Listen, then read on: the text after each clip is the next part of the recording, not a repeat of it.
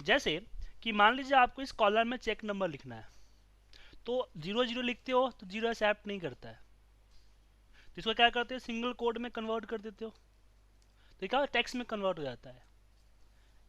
Text वो होता है जिसपे कोई मैथमेटिकल कैलकुलेशन ना हो सके, चाहे वो नंबर हो चाहे टेक्स्ट हो, अल्फ़ाबेट हो।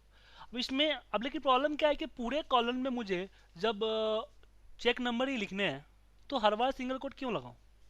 तो क्या करते हैं उस केस पे, हम पूरे कॉलम को सिलेक्ट करते हैं और इसको हम कन्वर्ट कर देते हैं टेक्स्ट के अंदर में। तो क्या होता है कि आपका है अब इसमें डालने की ज़रूरत नहीं है, ठीक है। लेकिन दिक्कत कब होगा कि अगर इसी किसी ने इसको सिलेक्ट करके कन्वर्ट टू नंबर कर दिया, 0 गया, या फिर कहीं तो चेक नंबर रिसीव हुए हैं वहां पे ऐसे ही हुए हैं, और आपको मैच करना है। जैसे कि रिकंसलेशन होता है अकाउंट स्ट्रीम में, बैंक के अंदर जो बैंक के अंदर जो ट्रांजेक्शन नंबर है, तो ये जो चेक नंबर ही करते हैं ना, जब बैंक के स्टेटमेंट आया और टैली की एंट्री है, दोनों को आपस में कंपेयर करना है कि जो चेक हमने इशू किया था वही क्लियर हुआ है, कोई और क्लियर हो गया है, चेक बाउंस हुआ था कौन सा बाउंस हुआ है। तो उस केस में हम चेक नंबर से ही क्वेरी करते हैं। अगर आपने टैली के अंदर 0 0 वाला एंट्री कर रखी है, बैंक ने इस तरह से भेज दिया या बैंक ने इस तरह से भेजा और टैली ने आपको विथआउट 0 वाला भेज दिया, तो अनमैच हो जाएगा। तो इस पे आपको अब दूसरी चीज़ है कि फिलहाल मैं जानना चाहता हूँ कि मैं इस पे जितना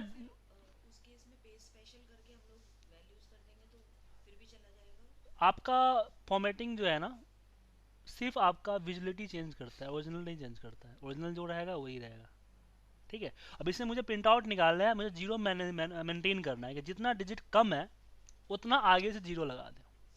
कहीं में 2 है, कहीं में 3 है, कहीं में 4 है, कहीं में 1 है। तो राइट क्लिक किया, फॉर्मेट सेल पे जाएंगे और कस्टम पे आएंगे, और यहाँ पे हम कितने डिजिट मेंटेन करने हैं, 6 डिजिट मेंटेन करने हैं, तो 6 डिजिट डाल देंगे, 1 2 3 4 5 6 और एंटर। लेकिन इसने जीरो लगाया नहीं है, जीरो जो दिखा रहा है ओरिजिनल वैल्यू आपको वही है जो नॉर्मल है। अगर आप इसको चेंज चेक करना चाहते हो, इसे देख लीजिए, सिंगल कोड लगाया मैंने, 009324। अब इसको आपस में मैच करो तो आए मैच नहीं करेगा आपको। क्यों? क्योंकि 009321 है और यहाँ पे क्या है, सिर्फ 9321 है, 00 आपका विजुअल हो रहा है जस्ट, क्योंकि फॉर्मेट विजिबिलिटी को चेंज करता है, ओरिजिनल वैल्यू चेंज नहीं करता है। तो ये प्रिंट आउट के लिए सही है, डेटा रिकॉन्सिलेशन के लिए गलत है। तो उसके लिए सेम मेथड अप्लाई करेंगे, लेकिन किस पे अप्लाई करेंगे, टेक्स्ट फॉर्मूले के अंदर। टेक्स्ट फॉर्मूले के अंदर आप जो कस्टम फॉर्मेट में आपने चीजें डाली है वो चीजें यहाँ पे डाल दो, तो जो आपका आएगा, ये जो 009321 आया हुआ है, ये आपका एग्जैक्ट यही है। अब इसको आपस में मैच करोगे तो आपस में बराबर हो जाएगा। तो सिर्फ प्रिंट आउट के पर्पज से चाहिए तो ये अप्लाई कर लो, अगर आपको ओरिजिनल चाहिए तो टेक्स्ट फॉर्मूले के अंदर सेम चीज डाल दो,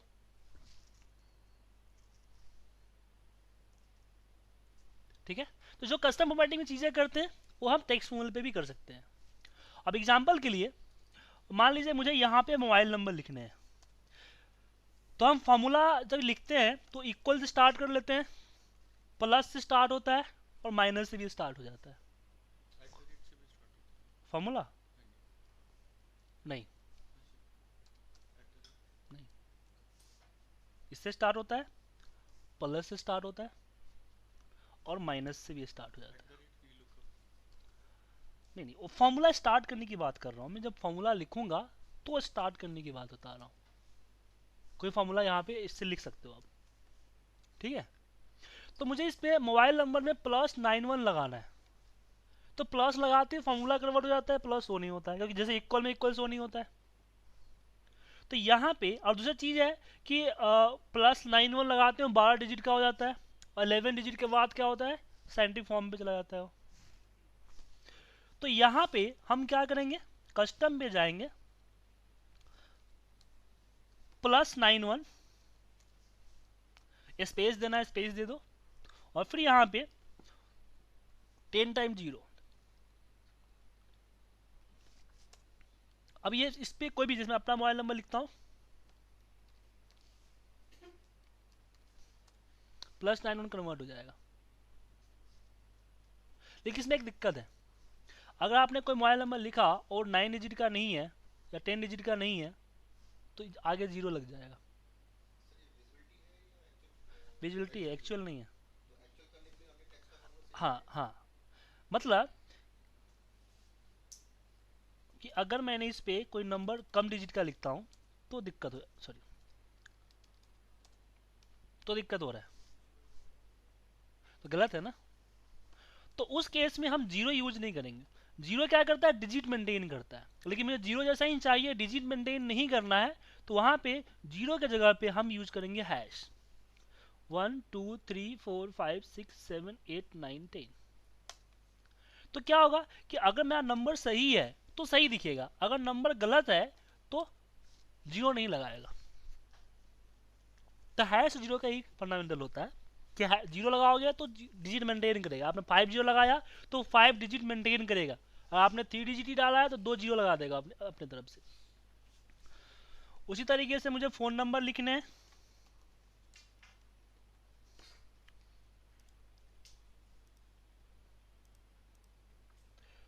तो यहां पे मैं करूंगा +91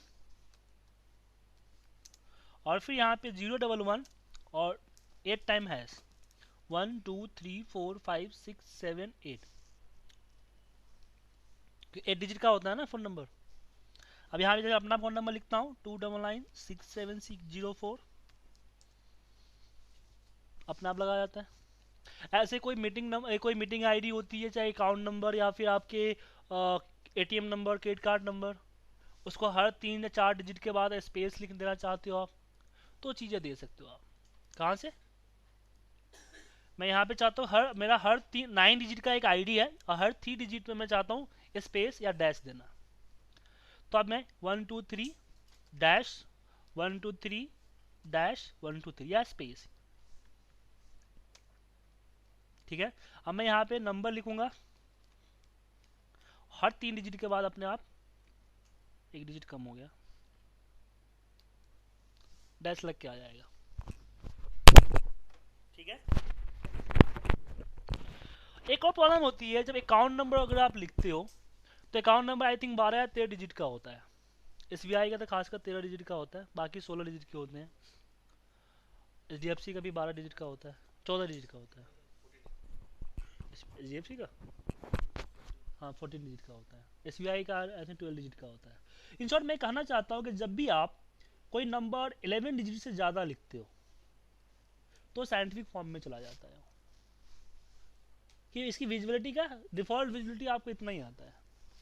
तो अगर आप चाहते हो कि नहीं पूरा नंबर शो हो तो उसके लिए क्या करो, बहुत सारे लोग इसको टेक्स्ट में कन्वर्ट कर देते हैं। टेक्स्ट में कन्वर्ट करने की जरूरत नहीं है, सिर्फ एक हैश दबा दो, इस पे 1 या 2 3 हैश डाल दो बस।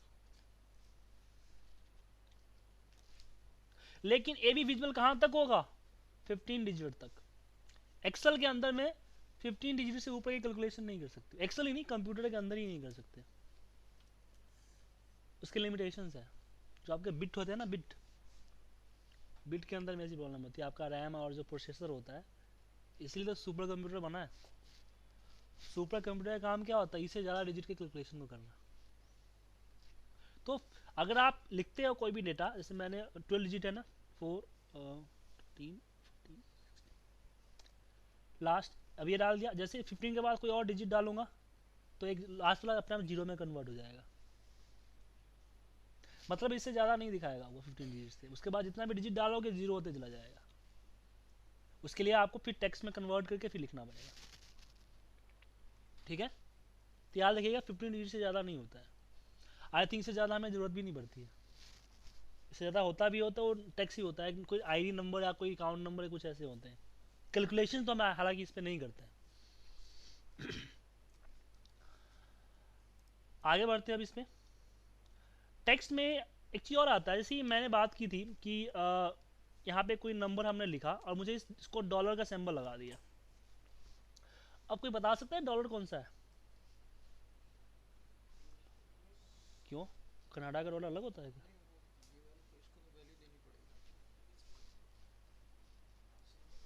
अगर आपके अकाउंट में अगर बिल आपने भेज दिया आपने बिल भेजा था ऑस्ट्रेलियन डॉलर में, उन्होंने पे कर दिया यूएस डॉलर में, दोनों का प्राइस तो अलग है। आई थिंक काफ़ी डिफरेंस है दोनों के प्राइस में, दिक्कत होगी ना, क्योंकि सिंबल तो सबका एक ही है, कई सारे कंट्रीज हैं जिसका सिंबल एक ही है। तो आप चाहते हो कि डॉलर का सिंबल भी दिखे और यूएस लिखा भी है, या सीए लिखा हुआ है, या ऑस्ट्रेलिया के एयू होता है ना, एयू, हाँ, और फिर नंबर लिखा हुआ है। लेकिन स्पेशल रूल के अकॉर्डिंग जैसे आप कोई करेक्टर लिखते हो वो आपका टैक्स में चला जाता है। इस पर कोई भी मैथमेटिकल कैलकुलेशन जिसका आपको मान लो सर्विस टैक्स निकालना है, नहीं निकलेगा। क्यों? क्योंकि टैक्स है। हम्म, क्या? ओके। तो अब मैं चाहता हूँ कि मेरा डिस्प्ले तो ऐसा ही हो लेकिन मैथमेटिकल कैलकुलेशन हो, तो इस केस में हम कस्टम फॉर्मेटिंग यूज कर सकते हैं। मतलब कि कोई भी अगर टेक्स्ट के साथ कि नंबर के साथ हम टेक्स्ट डालना चाहते हैं तो उसको इन्वर्टेड कॉमा के अंदर में हम लिख सकते हैं, और फिर हैशेस लगा दो। अब यहाँ पे जो भी नंबर लिखोगे अपने आप लिखा हुआ है। डिस्प्ले और आई यूएस डॉलर, लेकिन इसकी एक्चुअल वैल्यू आपका क्या है? 1321 तो इस पर मैथमेटिकल कैलकुलेशन एवरीथिंग कर सकते हो।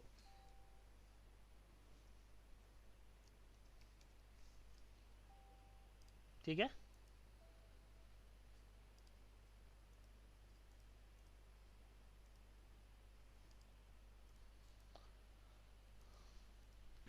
अब बारी बारी आती है उस पर, अगर इनके पास एक्सपी है, इनको इंडियन रुपीज का सैम्बल चाहिए,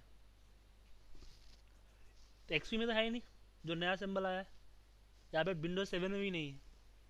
ऐसा इसलिए कि विंडोज 7 8 में रिलीज हुआ था और कैंसी सैम्बल मुझे मिले हैं 2012 में, 11 या 12 में मिला है। तो मुझे अगर सैम्बल चाहिए तो उसके लिए सबसे पहले आपको गूगल से सिंबल डाउनलोड करने पड़ेंगे।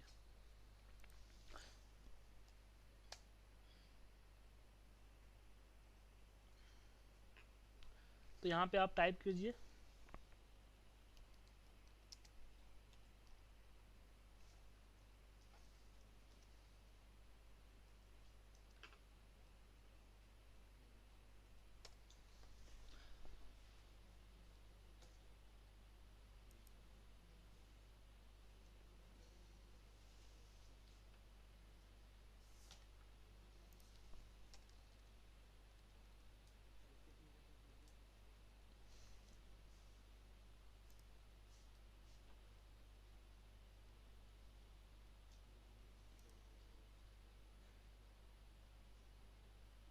ये हुआ आई थिंक।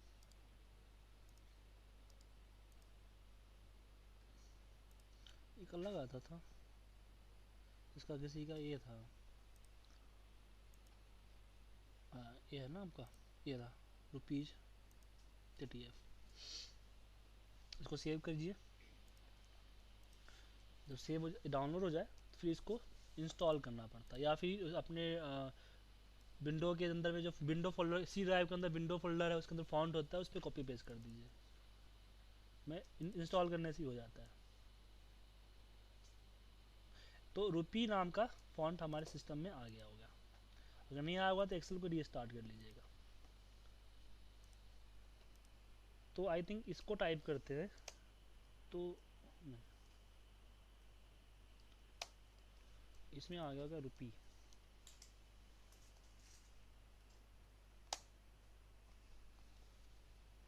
ठीक है। तो हमने टाइप क्या किया था? अब इस लेटर को बोलते क्या है मुझे भी पता नहीं, भूल गया, काफ़ी दिन हो गया इसको जाने हुए मुझे। ए, जो आपका 1 से पहले होता है ना, इसको टाइप कीजिए, फिर इस पर फॉन्ट अप्लाई कीजिए, रुपी का फॉन्ट जो आपने भी डाउनलोड किया है, वो कन्वर्ट हो जाएगा आपका इसमें।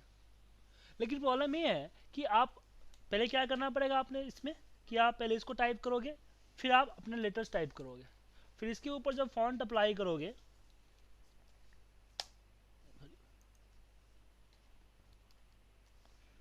तो क्या हो जाएगा, टेक्स्ट में हो जाएगा, क्योंकि ये तो टेक्स्ट ही है ना, इससे मैथमेटिकल कैलकुलेशन नहीं होगा। तो इसके लिए आप क्या करोगे, वही कस्टम फॉर्मेटिंग का रूल अप्लाई करोगे, कस्टम फॉर्मेटिंग, और फिर इस पर आप क्या करोगे, नहीं जरूरी नहीं इन्वर्ट कोमा में, नहीं जरूरी नहीं आई थिंक।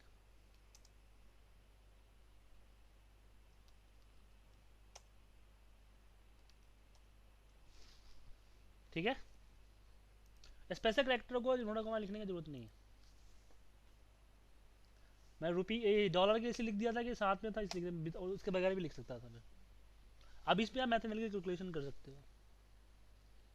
लेकिन प्रॉब्लम है, ये फाइल किसी को मेल किया उसके बाद ये फॉन्ट नहीं है, तो उसके पास सिंपल यही दिखेगा जो ये दिखता है। तो इसको प्रिंटिंग पर्पज़ के लिए आप यूज़ कर सकते हो, डेटा को भेजने भेजने के लिए इसका यूज़ सही नहीं है। लेकिन अगर मैं इसको कॉमर्स में लगाकर भेजूंगा तब तो ये जाएगा ना। बेसिकली ये तो ये हो रहा है ना, लेकिन आप किसी को मेल कीजिएगा तो ये जो चेंज हो रहा है फॉन्ट से चेंज हो रहा है ना।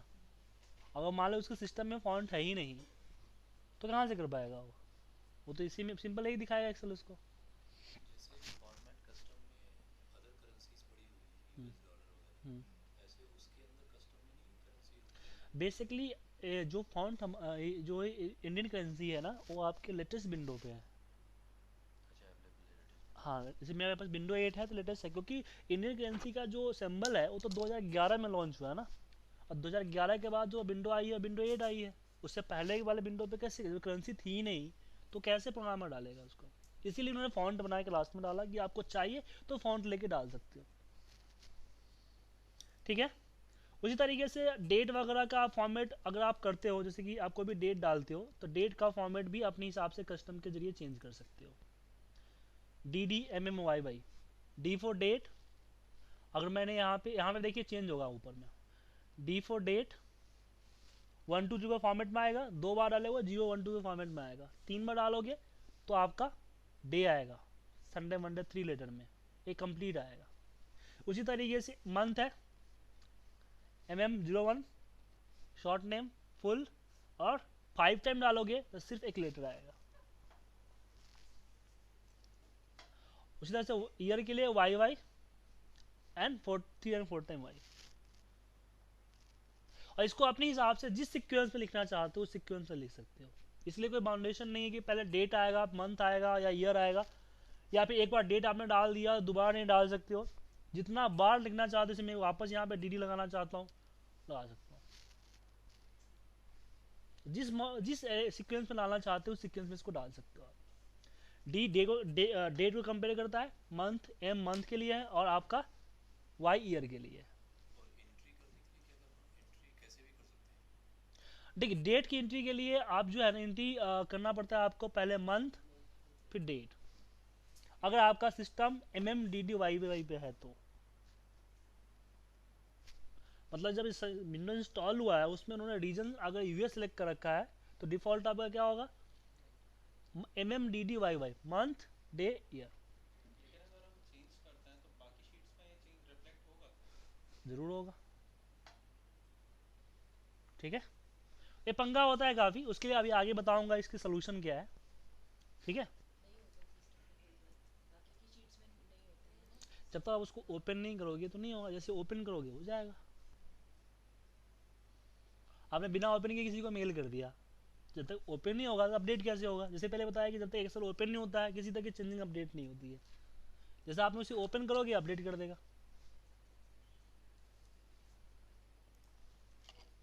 उसके बाद बारी आती है कंडीशनल फॉर्मेटिंग की। तो अभी तक की जो हमने फॉर्मेटिंग पढ़ी है उसमें क्या था कि हमने जस्ट अप्लाई कर दिया है, और सेल के अंदर में क्या लिखा हुआ है इससे इसको कोई मतलब नहीं है। जैसे कि मैंने सिलेक्शन किया और यहाँ पे फॉर्मेट अप्लाई कर दिया, अब इसमें क्या था इसको कोई पता नहीं, इसको कोई मतलब नहीं इससे। लेकिन कंडीशनल फॉर्मेटिंग होती है हाईलाइट के, एक कंडीशंस पे हाईलाइट करने के लिए, उसके लिए हम कंडीशनल फॉर्मेटिंग यूज करते हैं। कंडीशनल फॉर्मेटिंग में सबसे पहले हाईलाइट आता है। हाईलाइट में ग्रेटर देन, कि मैं चाहता हूं कि जो 200 से ऊपर है वो हाईलाइट हो जाए। डिफॉल्ट एक कलर आ रहा है, अपने हिसाब से कोई कलर चूज करना चाहते हो तो यहाँ पे कुछ और ऐसे डिफॉल्ट कलर है, जो पसंद आए ले लो। अगर आपको नहीं खुद की कलर चाहिए तो कस्टम फॉर्मेट, कस्टम फॉर्मेट में जाके अपने हिसाब की फॉर्मेटिंग यहाँ पे चूज कर सकते हो आप, जो फॉर्मेटिंग आपको चाहिए वही अप्लाई होगा। उसी तरीके से यहाँ पे आपको ग्रेटर देन, लेस देन और बिटवीन, अब इन तीनों में आप नंबर, टाइम और डेट एंटर कर सकते हो, कोई टेक्स्ट एंटर नहीं कर सकते हो आप। और जरूरी नहीं कि आपको एंटर ही करना पड़ेगा, किसी का रेफरेंस भी ले सकते हो। तो आप जानना चाहो तो इससे बड़ा, छोटा, तो किसी सेल का रेफरेंस भी ले सकते हो। इक्वल टू के अंदर में क्या है, इक्वल टू के अंदर में आपका एग्जैक्ट फिगर को हाईलाइट करना चाहते हो उसको कर सकते हो, चाहे वो नंबर हो, चाहे वो टेक्स्ट हो, चाहे वो डेट हो, एवरीथिंग। जैसे मैंने कर दिया जैन, ठीक है, इक्वल वैल्यू होनी चाहिए। लेकिन कभी कभी प्रॉब्लम होती है इसमें, जैसे कि इसमें कहीं पे रमा पेन्स लिखा हुआ है, कहीं पे Rama pens and hardware store लिखा हुआ है, लेकिन दोनों एक ही है। तो मैं चाहता हूँ कि जहाँ पे रमा उसको मिल जाए वो हाईलाइट कर दे, जैसे कंट्रोल एफ में हम लोग करते हैं। तो उसके लिए यहाँ पे टेक्स्ट दैट कंटेन होता है, यहाँ पे मैंने जो लिखोगी वहां पे मैच करेगा, अपने आप कलर होते चला जाएगा, ठीक है। उसके बाद कंडीशन फॉर्मेटिंग में आपके पास डेट ऑकरिंग आता है। जैसे कि मैंने बताया कि मुझे अगर एक्चुअल डेट चाहिए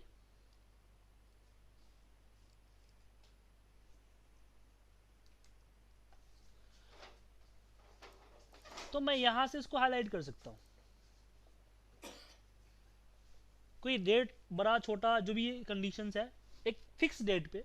लेकिन मैं चाहता हूँ मेरा डेट सिस्टम डेट के अकॉर्डिंग चले, मतलब कि मेरा जो जब भी सिस्टम ओपन करूँ, इस फाइल को ओपन करूँ, जो सिस्टम डेट है उस डेट का हाईलाइट हो जाए, उसे उससे अगले दिन का, उसके अगले मंथ का, उसके अगले वीक का। और जैसे मेरा सिस्टम डेट चेंज हो ये भी अपने आप को चेंज करे, उसके लिए डेट ऑकरिंग। यहाँ पे मैंने टुडे सेलेक्ट कर लिया तो आज का डेट हाईलाइट हो गया। अगर मैं इसको अप्लाई करके ओके करके छोड़ दूँ, कल इस फाइल को अगर खोलता हूँ तो क्या होगा, कल वाली 2 मार्च हाईलाइट हो जाएगा। उसी तरीके से यहाँ पे और भी चीज़ें हैं, tomorrow, in the last 7 days, next week, this week, last week, month. तो आपका सिस्टम डेट के अकॉर्डिंग चेंज होते रहेगा। उसके बाद आता है डुप्लीकेट। मैं चाहता हूं कि इस पूरे एरिया जो सिलेक्शन कर रखा है उसमें डुप्लीकेट वैल्यू कौन कौन है वो हाईलाइट आपका हो जाएगा। डुप्लीकेट मतलब ऐसा नहीं कि 2 बार ही आया हो, मोर देन 1 टाइम, ठीक है। और इसकी कलर अपने हिसाब से कर सकते हो। और यहाँ पे यूनिक आता है जो सिर्फ एक बार याद रखा हो। दोनों फीचर्स हैं आपके, यूनिक करना यूनिक कर लो, डुप्लीकेट करना डुप्लीकेट कर लो, यहीं पे आपको यहाँ दिखेगा, ठीक है। और जैसे चेंज होगा कलर भी अपने आप चेंज हो जाएगा, ऐसा नहीं आपने अप्लाई कर दिया तो फिक्स हो गया। अगर कंडीशन चेंज होती है तो अपने आप ही चेंज हो जाएगा। जैसे कि मैंने अभी यूनिक कर रखा है और मैं नीचे अगर 1860 टाइप कर दूं तो फिर ये हट जाएगा कलर। तो आपका greater than, less than, between, equal to, text contain, date occurring and duplicate value. कोई कंफ्यूजन है आप लोग इसमें? चलिए टॉप बॉटम आते हैं। जैसे कि मुझे इसमें टॉप 10 को हाईलाइट करना है, किसके अकॉर्डिंग, सेल्स के अकॉर्डिंग। तो टॉप 10 आपका हाईलाइट हो जाएगा। टॉप 100 करना है, टॉप 100, टॉप 5 करना है, हाईलाइट हो गया नीचे कहीं, इस तरह से आप हाईलाइट कर सकते हो। उसी तरीके से अगर आपको बॉटम करना है तो बॉटम कर सकते हो, परसेंटेज में है तो परसेंटेज के भी आप से कर सकते हो। अब एवरेज, अभी देखिए जो हमने सिलेक्शन कर रखा है वो पूरे सिलेक्शन का एक एवरेज है 4871। तो अब एवरेज क्या होता है कि जो 4871 से ऊपर होता है उसको हाईलाइट कर देगा। तो इसका यूज कब करते हैं कि मान लीजिए आपने किसी आपको एक डेटा मिला, उसने बोला गया कि जो अच्छे सेल वाले हैं उसको हाईलाइट कर दो या फिर उसको अलग दिखाओ। अब प्रॉब्लम ये है कि कोई टारगेट आपका डिफाइन नहीं है। टारगेट डिफाइन होगा तो ग्रेटर देन टारगेट जो भी आप डालोगे, लेकिन कोई टारगेट डिफाइन ही नहीं है। तो उस केस में आप क्या कर सकते हो, एवरेज से ऊपर अच्छा है, एवरेज से नीचे खराब है, तो इसका यूज कर सकते हो आप। तो ऑटोमेटिकली जितना एरिया सेलेक्ट करोगे उतने एरिया का एवरेज निकालेगा, उस एवरेज से अपर जो है आपका कलर करेगा। और साथ में यहाँ पे फॉर्मेटिंग्स है, कस्टम फॉर्मेटिंग, सब में सेम फॉर्मेटिंग अप्लाई कर सकते हो आप। यहाँ पे सेम बिलो एवरेज है। हाँ, हाँ, जैसे अभी हमने DPL is a text, okay, but still it is showing the average. So is it possible, like if we are making some formula calculation and there is some text in between and still it shows me the figure.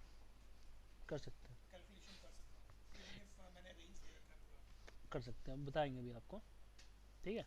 और एक कभी कभी text क्यों highlight होता है, क्योंकि text को जब ये अप्लाई होता है तो इसकी स्काई वैल्यू पे होता है, इसका कोड निकालता है फिर उसको हाईलाइट करता है। तो इसका भी उसने एवरेज दे रखा है. इसको तो एवरेज तो ब्लैंक हो गया, नो नो अभी एवरेज 0 हो गया बट व्हेन नहीं एवरेज जब आप एवरेज का फॉर्मूला लगाते हो तो उसमें आपका टैक्स इंक्लूड नहीं होता है, एक्सक्लूड कर देता है टैक्स एंड ट्रू फॉल्स। लेकिन प्रॉब्लम क्या है कि टैक्स एवरेज निकालने के बाद एक नंबर डालता है कि ग्रेटर देन 50 या 60 है, तो इसका भी एक तीनों लेटर का एक बाइनरी कोड है, उस कोड से अगर ज़्यादा हुआ तो हाईलाइट कर देगा।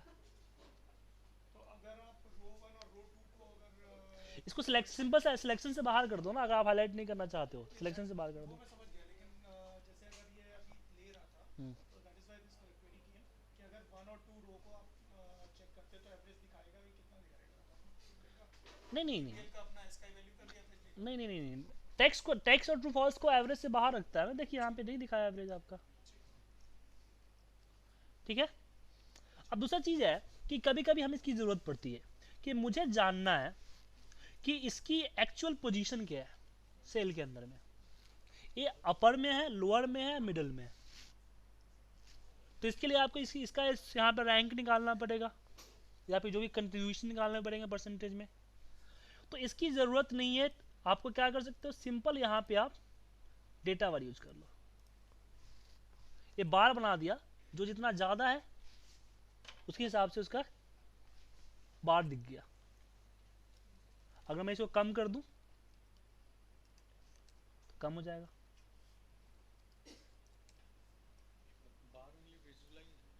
हाँ विजुलाइज, हाँ मत, हाँ प्रिंट में आएगा, हाँ हाँ। बेसिकली क्या होता है ना कि अब जैसे आप डैशबोर्ड यूज कर रहे हो, रिपोर्ट यूज कर रहे हो, तो इस काम को करने के लिए हमें क्या करना पड़ता है, यहाँ पे रैंक का फॉर्मूला या कंट्रीब्यूशन का फॉर्मूला अप्लाई करना पड़ता, फिर उसमें आपको हाईएस्ट टॉप 10 30 लेना पड़ता। तो इसको हम एक से ही पता कर सकते हैं कि देखो इसका रैंक अच्छा है इसमें, इसका रैंक अच्छा है इसमें, बाकी मिडल में आ रहा है। फिल्टर इसके ऊपर फिल्टर नहीं यूज कर सकते हो आप, पता नहीं देखना पड़ेगा, नहीं इसके आइकन्स के ऊपर तो लग जाता है, इसके ऊपर नहीं लगता है, इसके ऊपर नहीं लगेगा, नहीं, ठीक है ना। मतलब तो रैंक अपने से जो सिलेक्शन होगा उसके हिसाब से देख लीजिए यहाँ पे, वो वैल्यू की फिगर के हिसाब से करता है ना। जैसे आपने नंबर डाला हुआ है और मैं इस पर रैंक अप्लाई, इसमें डेटा अप्लाई करता हूँ, तो इस तरह से जो बड़ा होगा बड़ा बनेगा, जो छोटा है छोटा बनेगा, और सारे एक ही जैसे, बस कलर अलग अलग है। कलर स्केल में कुछ चीज़ ऐसा है कि जैसे इसने क्या हुआ, कलर यहाँ पे कुछ और दिख रहा है, नहीं नहीं यहाँ पे कलर कुछ और दिख रहा है, यहाँ पे कुछ और दिख रहा है, डिस्प्ले की प्रॉब्लम लग रही है।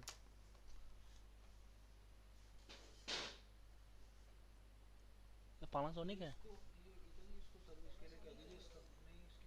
हाँ इसकी पैनासोनिक में प्रॉब्लम होती है, बैंको वगैरह में नहीं होता है, और पुराना मॉडल भी लग रहा है, तो इसमें कलर बीट अलग होते हैं ना, 4 कलर बीट होता है इसमें, ठीक है। तो ये क्या है, यहाँ पे देखे क्या ये क्या हो क्या रहा है कि रेड से ग्रीन पे जा रहा है, तो जैसे कम है वैसे रेड है, जैसे जैसे नंबर बढ़ते जा रहा है वैसे जो ग्रीन की तरफ बढ़ते चले जा रहा है, तो इसको भी दर्शा सकते हो। फिर आपका आता है आइकन सेट, आइकन भी इस तरह से शो होता है। आइकन के एक और यूज कर सकते हो आप, जैसे मान लीजिए Q1 है और Q2 है आपका, Q1 में आपका ए सेल था, Q2 में ए सेल था। अब कौन सेल ज़्यादा हुआ है कौन सेल कम हुआ है, उसके लिए यहाँ पे आप क्या लगाते हो, डिफरेंस लगाते हो किसी एक के बिहाफ पे, या फिर ग्रोथ लगाते हो। इसका सिंपल यूज कर सकते हो आप, सिलेक्ट कीजिए, आइकन्स में जाइए, इसको सिलेक्ट कर लीजिए, जो सेल ज़्यादा है ऊपर दिखा दिया, जो सेल कम है नीचे दिखा दिया। या फिर एग्जांपल में और एक और ले सकते हो इसके लिए आप, कि मान लीजिए कि आपने कुछ लोगों का प्रमोशन करने के लिए एक टेस्ट लिया है और उस टेस्ट का स्कोर इस तरीके से आया है,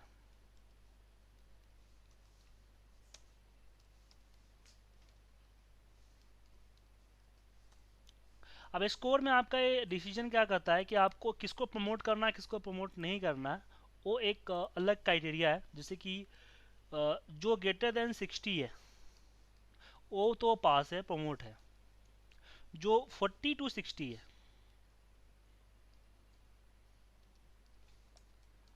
वो रीटेस्ट, उसको एक बार मौका दोगे क्योंकि हो सकता है वो प्रोसेस के कारण वो सही से ना पढ़े हों। और जो लेस देन 40 है वो फेल है, वो रीटेस्ट के लिए भी एलिजिबल नहीं है। अब इसके लिए यहाँ पे ये चीज़ देना है, तो आप आपको क्या करो, यूज करते हो इफ़ यूज करते हो, सिंपल इसका यूज कर सकते हो आप।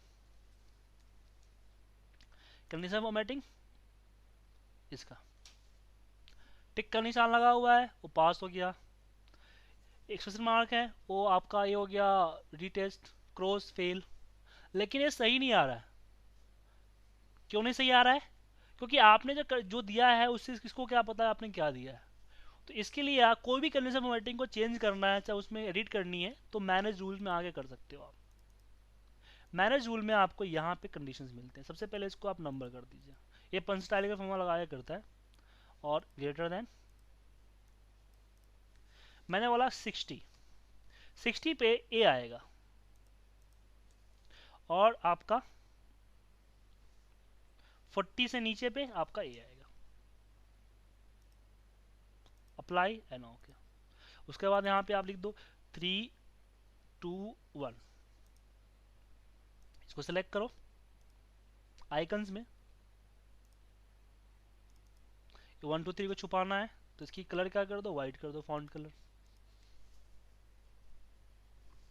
बेटर हो गया, देखने में अच्छा लग रहा है और ये फॉर्मूला लगाने की जरूरत नहीं पड़ी हमें।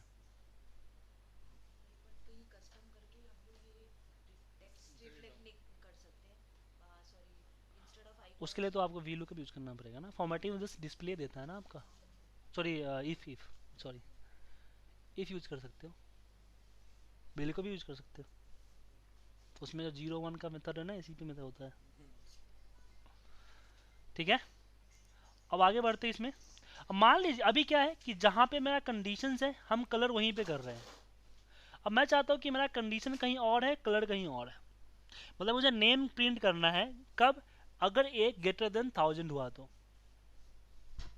मतलब नेम को कलर करना है और ए हमारा ग्रेटर देन 1000 हुआ तो उसके लिए अगर आप कहीं और कलर कर रहे हो या पे कोई फार्मूला का मेथड अप्लाई कर रहे हो, जैसे कि इसकी जो कमीशन है 5%, अगर वो 100 से ऊपर हुआ तो कलर हो जाए, या फिर कोई फार्मूला यूज करना चाहते हो, तो उसके लिए आप कंडीशनल फॉर्मेटिंग के अंदर में न्यू रूल्स यूज फार्मूला और यहाँ पे अप्लाई कर सकते हो आप।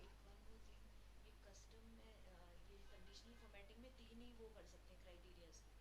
If you have more criterias like 5 4 5 8। नहीं, इसमें तो आपको तब अलग अलग एक सेलेक्ट करने पड़ेगा। आइकन्स आइकन्स है ना, ये 3 आइकन्स है। 4 के लिए 4 ए रहा, 6 ए रहा। सैम्बल तो 3 ही है ना आपके पास। हाँ,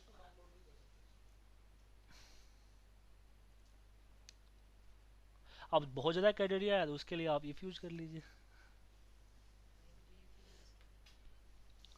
तो अभी मेरा ये काम क्या है कि मैं चाहता हूँ कि मेरा ये डीपीएल ग्रेटर देन 1000 हुआ तो मेरा नेम हाईलाइट हो जाए। तो ऐसे केसेस में अगर आपका कंडीशन कहीं और से लेना है, अप्लाई और कलर कहीं और अप्लाई करना है, तो उस केस में आप क्या करोगे, पहले तो आप पूरा सिलेक्शन नहीं करोगे। अभी तक आपको जब भी हम कंडीशन अप्लाई करते थे क्या कर रहे थे, पूरा टेक्स्ट सेलेक्ट कर रहे थे। इसमें पूरा टेक्स्ट सेलेक्ट करने की ज़रूरत नहीं है, सिंगल से सेलेक्ट कीजिए। फिर यहाँ पे आप आइए और न्यू रूल्स में आइए, यूज फार्मूला, और फिर यहाँ पे फार्मूला यूज कीजिए, कंडीशन डाल दीजिए। ठीक है, और फॉर्मेट में जाके कलर सेलेक्ट कर लीजिए और ये रो के आगे का डॉलर हटा दीजिए क्योंकि मुझे ड्रैग करना है तो 2 3 में चेंज होना चाहिए। और फिर इसको फॉर्मेट पेंटर लेके नीचे तक अप्लाई कर दीजिए। इस तरह कोई फॉर्मूला वगैरह है उसका भी यूज कर सकते हो आप। ठीक है, अब बारी आती है प्रोटेक्शंस की। कंडीशन फॉर्मेटिंग से आगे बढ़ते हैं। आप लोग इसको R&D कीजिएगा और भी बहुत सारी चीज़ें मिलेगी इसमें आपको। अब बात करते हैं प्रोटेक्शन की। तो प्रोटेक्शन में क्या करते हो आप, राइट क्लिक करते हो और सीट को प्रोटेक्ट कर देते हो। ठीक है, पासवर्ड डाला आपने एंड ओके कर दिया। तो उससे क्या होता है कि किसी सेल पे आप कुछ टाइप नहीं कर सकते हो, कॉपी तो कर सकते हो। अगर मुझे कॉपी भी ना करना, ऐसा करना है कि भाई कॉपी नहीं कर सकते हम, कोई भी बंदा इसको अगर प्रोटेक्ट कर माने कि देखे तो कॉपी ना कर पाए, तो कॉपी ना कर पाए ऐसा कोई रूल एक्सेल के अंदर में नहीं है। लेकिन एक और तरीका है, कॉपी करने के लिए जरूरत क्या पड़ती है, सिलेक्शन। बिना सिलेक्शन कॉपी है, तो हम सिलेक्शन ही रिमूव कर सकते हैं। कैसे कि जब हम प्रोटेक्शन में प्रोटेक्ट सीट करते हैं तो यहां पे आपको शो होता है select lock cell and select unlock cell. Lock unlock क्या है फिलहाल इसके बारे में हम नहीं जानते हैं, हम इतना देख सकते हैं कि यहाँ सिलेक्शन की अथॉरिटी दे रहा है, मतलब कि यहाँ पे हेडिंग लिखा हुआ है allow all users for this worksheet to select lock cell and select unlock cell, कि सिलेक्शन कर सकते हैं और सिलेक्शन नहीं कर सकते हैं। मैं ऐसा अथॉरिटी है कि प्रोटेक्शन करने के बाद, पासवर्ड डालने के बाद आप क्या क्या अलाउ करते हो कि क्या क्या वो कर सके, तो उसके लिए चीज़ें यहाँ पे दी हुई है। जिस पे टिक मार्क लगाओगे, चेकबॉक्स पे क्लिक करोगे, वो आपका अप्लाई होगा, जिस पे नहीं करोगे वो अप्लाई नहीं होगा। तो फिलहाल मैं इसको दोनों को हटा देता हूँ, मुझे सिलेक्शन नहीं चाहिए। पासवर्ड डालिए एंड ओके कर दीजिए। मैं पासवर्ड नहीं डाला हूँ क्योंकि मैं पासवर्ड भूल जाता हूँ। ठीक है, आपकी सिलेक्शन नहीं हो रहा है, सिलेक्शन वगैरह कॉपी हो सकता है। अगर उसने कंट्रोल सी दबा भी दिया तो पासवर्ड डालने से पहले जहां पे क्लिक था बस वही एक सेल कॉपी होगा। तो एक ब्लैंक सेल पे रख दीजिए। ठीक है, अब आगे बात करते हैं कि मैं चाहता हूं कि मेरा इतना एरिया प्रोटेक्शन से बाहर रहे, मतलब कि इस पे कोई टाइप कर सके, बाकी एरिया पे टाइप ना कर सके, इस पे टाइप कर सके। अब बात करते हैं कि जब भी हम प्रोटेक्ट करते हैं तो आप ऊपर हेडिंग में देखोगे कि protect worksheet and content of locked cell, मतलब कि जो प्रोटेक्शन अप्लाई करते हैं वो लॉक सेल पे ही अप्लाई होता है, अनलॉक सेल पे अप्लाई नहीं होता है। ये लॉक अनलॉक होता क्या है, डिफॉल्ट हर सेल हमारा लॉक होता है। ये कैसे पता चलता है, फॉर्मेट सेल के अंदर प्रोटेक्शन पे लॉक्ड पे क्लिक है तो क्या है, वो लॉक्ड है, तो डिफॉल्ट हर सेल पे लॉक्ड पे क्लिक होता है। तो आप चाहते हो कि लॉक्ड पे क्लिक ना हो तो उसकी सिलेक्शन करो और जितने एरिया को अनलॉक करना है उसके यहां से हटा दो। ठीक है, अब मैं पासवर्ड डालूंगा तो मेरा ए एरिया प्रोटेक्शन से बाहर हो जाएगा। ठीक है, इसका एक यूज कर और भी कर सकता हूं मैं, जैसे एक कोई फॉर्म आप लोग बनाते हो,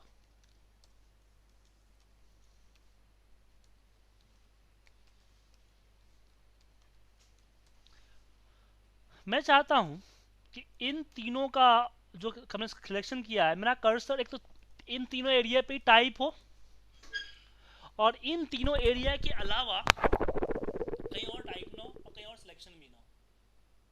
जैसे फॉर्म बनाते हो तो फॉर्म में आपको कहीं कहीं टाइप करना होता है, लेकिन क्या होता है कि कोई सिलेक्ट करे, कोई टाइप चेंज कर सकता है, फॉर्मेटिंग चेंज कर सकता है, फॉर्मूला चेंज कर सकता है, या फिर आपका सेटिंग बिगाड़ सकता है कॉलम को छोटा बड़ा करके। तो उस केस में क्या कीजिए कि सबसे पहले तो मुझे इसमें क्या करना है कि इसमें टाइपिंग करवानी है, तो क्या करेंगे, फॉर्मेट सेल में जाएंगे और इसकी लॉक्ड हटा देंगे, मतलब कि ये तीन एरिया हमारा अनलॉक्ड है, बाकी सारा एरिया लॉक्ड है। तब पासवर्ड में अगर हम पासवर्ड डालेंगे तो बाकी सभी जगहों पे काम नहीं होगा, इन तीन एरिया पे हम टाइप कर सकते हैं।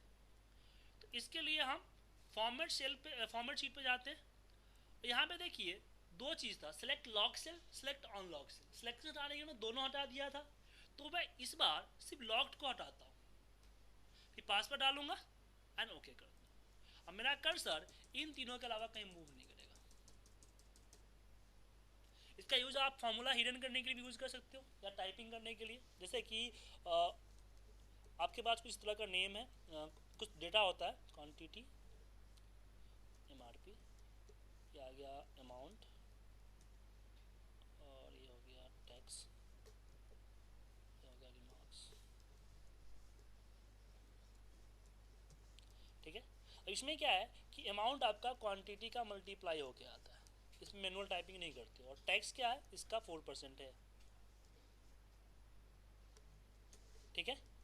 तो ये दोनों आपका कंटिन्यू आता है। अगर मैं कुछ टाइप करूँगा, जैसे कि मैं कुछ एंट्री किया, इसमें मैंने डाला, तो फिर मुझे 2 कर्सर यहाँ से 2 घूमने पड़ते हैं, फिर यहाँ पे आना पड़ता है, मतलब कि मुझे 2 सेकंड मेरा वेस्ट होता है हर एंट्री पे। और साथ में कोई भी इसकी फॉर्मूले हर कोई देख सकता है।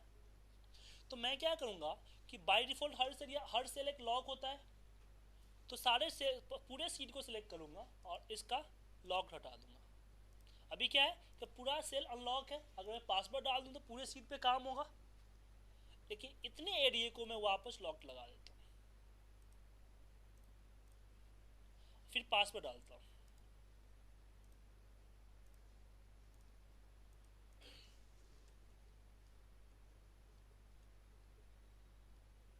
माफ़ कीजिएगा, हमने एक गलती कर दी। नहीं, पासवर्ड डालने से फ़र्क नहीं पड़ता है, हमने यहाँ से इसको हटा दिया, तो यहाँ सिलेक्शन बार होगा। अब देखिए इस पर कर्सर आएगा ही नहीं, तो क्या होगा, 2 सेकंड बच गया मेरा, और साथ में मेरा फॉर्मूला भी सिक्योर हो गया, कोई देख नहीं सकता, कोई चेंज नहीं कर सकता, कोई सिलेक्शन नहीं है।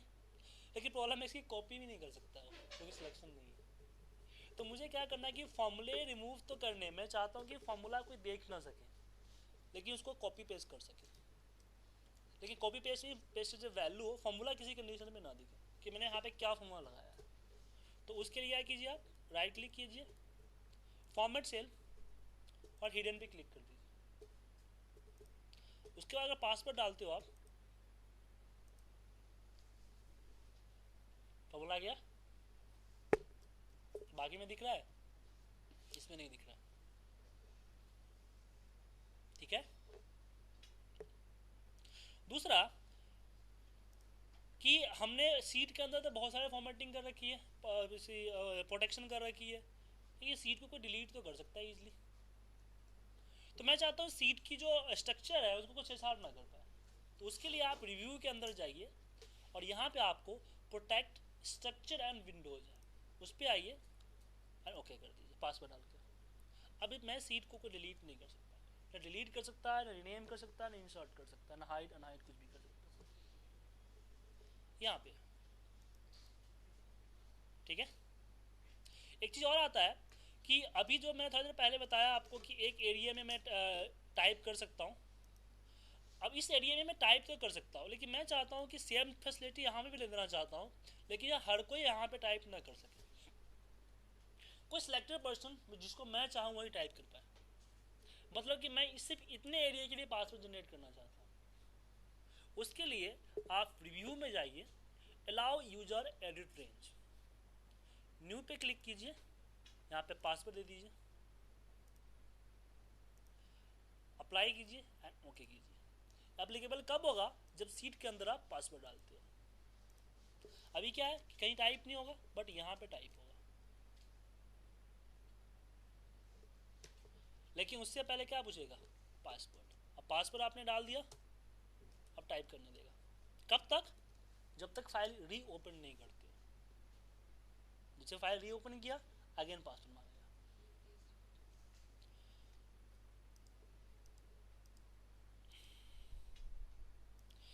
एरिया को सिलेक्ट कीजिए, रिव्यू के अंदर अलाउ एडिट रेंज पे जाइए, न्यू पे क्लिक कीजिए, नीचे पासवर्ड डालिए, ओके करिए, देन अप्लाई एंड ओके। उसके बाद सीट के अंदर पासवर्ड, ये एप्लीकेबल तभी होगा जब प्रोटेक्ट होगा।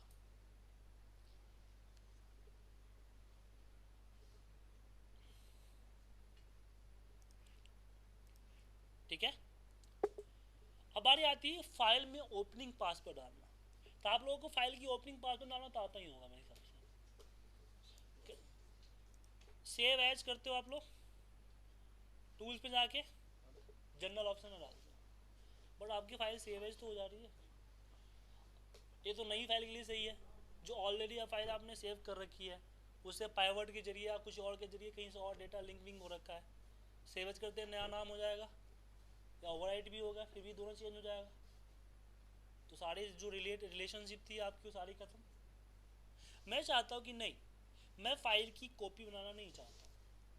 फर्स्ट टाइम फाइल सेव कर रहा हूँ उसके लिए तो ये मेथड है, लेकिन मैं चाहता हूँ कि नहीं, मेरी फाइल ऑलरेडी वी लुकअप के नाम की फाइल मेरी ऑलरेडी सेव है, मैं इसको सेव करके नई कॉपी नहीं बनाना चाहता, या फिर इसको ओवरराइट नहीं करना चाहता।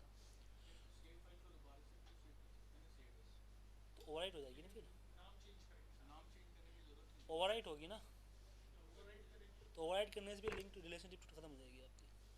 सेम ओवरराइट नेम से करने से जो फार्मूला जो पाथ भी एक सेम है, नेम भी सेम है, खत्म हो दोनों जाएगा। सेम है। नहीं, फॉर्मूले वगैरह में शायद नहीं होता है प्रॉब्लम, इसमें होता है जैसे कि रिलेशनशिप बनाते हो ना, जैसे पाइवट एक्सटर्नल पाइवटशिप लगा रखा है, या फिर इसको एक्सेस के साथ कनेक्ट कर रखा है, एसक्यूएल के साथ कनेक्ट कर रखा है, उस केस में दिक्कत होती है। फाइल सेव है, सेम नाम से नीचे टूल्स ऑप्शन में गए थे, जब यूज ऑप्शन पासवर्ड सेव हो जाए। दूसरा ऑप्शन भी है, आप उसको इतना करने की ज़रूरत नहीं है। प्रिपेयर के अंदर में आपको आता है इनक्रिप्ट डॉक्यूमेंट, इसमें पासवर्ड डाल दीजिए, फाइल सेवेज करने की ज़रूरत ही नहीं है आपको। बट इसमें सिर्फ ओपनिंग पासवर्ड डाल सकते हो, और सेवेज में वहाँ पे आप यहाँ पे राइट दो पासवर्ड डाल सकते हो, लेकिन इसमें सिर्फ एक ही पासवर्ड डाल सकते हो। ठीक है, कहाँ पे था? प्रिपेयर के अंदर इनक्रिप्ट डॉक्यूमेंट। इसका मीनिंग क्या होता है? इनक्रिप्ट डॉक्यूमेंट मतलब कि डॉक्यूमेंट में पासवर्ड डालते हैं ना, इनक्रिप्ट का पासवर्ड ही तो होता है, प्रोटेक्शन होती है इसकी, प्राइवेसी सब। तो जब हम इनक्रिप्ट डॉक्यूमेंट करने के बाद ओपन करेंगे तो ये फिर से पासवर्ड मांगेगा। हाँ, अनक्रिप्ट डॉक्यूमेंट कीजिए, फाइल को सेव कीजिए, देन ओपन कीजिए तो ओपनिंग पासवर्ड मांगेगा। मतलब आपको फाइल सेव एज करके ओवरराइट या नया क्रिएट करने की ज़रूरत नहीं है। वही फाइनल पासवर्ड हाँ, मांगेगा। हाँ, इसमें एक मार्क जो फाइनल होता है, आप लोग क्या होगा कि अपने ऑफिस में एक फाइल कोई खत्म करता होगा, दूसरा उस पर काम स्टार्ट करता होगा। शेयरिंग है। नहीं, शेयरिंग तो नहीं करेंगे, जैसे मान लीजिए ना कि एक फाइल आपने खत्म किया, ए ने मिस्टर ए ने एक फाइल पे अपना काम खत्म कर दिया, मिस्टर बी उस फाइल को रिव्यू करेंगे, उस पर अपना रिपोर्ट आगे जनरेट करेंगे, तो वेट करते हैं कि फाइल मेल पे आए। बट मेल पे तो आपकी 25 MB या 18 MB तक की फाइल आती है, अगर डेटा है डंप वगैरह है तो उसको आप लोग शेयर ड्राइव में डालते हो, और फिर फ़ोन पे कम्युनिकेट करते हो कि मैंने फाइल तैयार कर दी है, या फिर मेल करते हो कि मैंने फाइल तैयार कर दी है। मार्क एज फाइनल भी एक अच्छा सा ऑप्शन है। मार्क एज फाइनल कर दोगे तो क्या होता है कि ये फाइल आपका रीड ओनली मोड में चला जाता है। ठीक है, आ गया। अब जो सेकेंड पर्सन इस फाइल को ओपन करेगा तो उसको हमेशा मार्क एज फाइनल ही मिलेगा।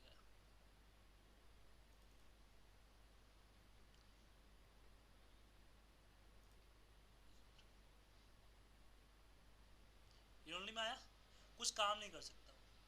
क्यों? जब वो जाके प्रिपेयर में देखेगा, बेसिकली यहाँ पे इसको यहाँ है ना, this workbook has been marked as final, तो आपको पता चल जाएगा फाइनल हो गया फाइल। तो अगर सेम लोकेशन में तो दिक्कत नहीं है, लेकिन जो अलग लोकेशन है, जैसे यूएस में काम करते हैं तो यूएस का स्टाफ अलग बैठा हुआ है, इधर का स्टाफ अलग बैठा हुआ है, मेल के जरिए चैट के जरिए कम्युनिकेट करते हैं, तो हर बार आपको बताना पड़ता है, तो आपको बताने की ज़रूरत नहीं है, मार्क एज फाइनल कर लीजिए। वो ओपन करके देखेगा, उसको आप मार्क एज फाइनल पे क्लिक मिला तो समझ गया कि फाइल फाइनल है हमारा, ओके हो चुका, रेडी है। उसका गारंटी करने है उसमें कि फिर हटा दी हो। नहीं नहीं, पास कराने की जरूरत नहीं है, उस पर वापस तो अनक्लिक कर देगा तो सही हो हाई जाएगा। रहता है उसमें, कैन बी एडिटेड। एडिटिंग कब करोगे? जब उसको मार्क एज फाइनल को हटाते हो। तो वो तो अगर मेरी फाइल रिसीव हुई है तो एडिट करने का ऑप्शन तो मेरे पास भी है ना, हाँ आई कैन एडिट भाई, इट। जस्ट इन्फॉर्मेशन के लिए, एक मार्क के लिए कि भैया फाइनल हो गया but the file. Person who has sent it he knows that this is the final data that I have sent. इस डेटा पे और कुछ और चेंजिंग नहीं होनी है, नहीं फाइनल होनी हो है। चुका है।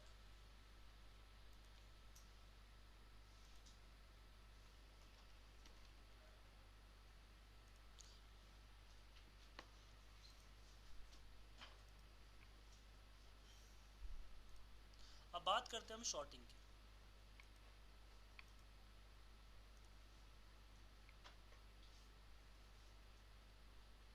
शॉर्टिंग से पहले एक चीज़ और है, उसको हम कवर कर लेते हैं। शॉर्टिंग से पहले हमारे पास आता है फिल का ऑप्शन।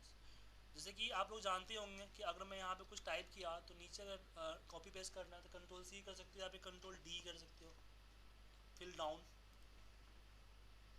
कंट्रोल आर फिर राइट, आप लेफ्ट में शॉर्टकट नहीं होता है।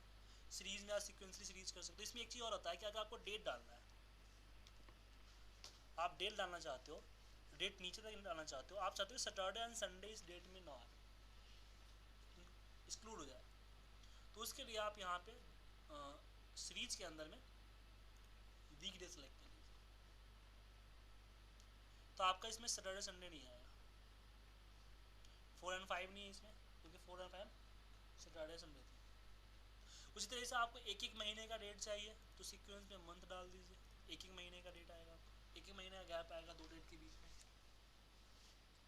इसमें एक होता है जस्टिफाई, इसकी शायद आप लोगों की ज़रूरत पड़ती होगी। जैसे कि मैंने इसको इस तरीके से लिख दिया है, लेकिन मुझे इसको एक ही सेल के अंदर लिखना था कॉमा स्पेस लगा के, तो इसके लिए क्या है कि अपने कॉलम को बड़ा कीजिए और यहाँ पे इसको जस्टिफाई कर दीजिए, एक सेल में चला जाएगा।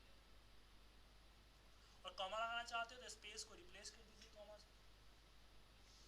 अगर वापस अगर एक सेल में आपको ऐसा मिला है, इसको वापस एक एक रो में लाना है, तो इसको सिलेक्ट कीजिए, छोटा कर दीजिए, वापस सिलेक्शन कीजिए और वापस जस्टिफाई।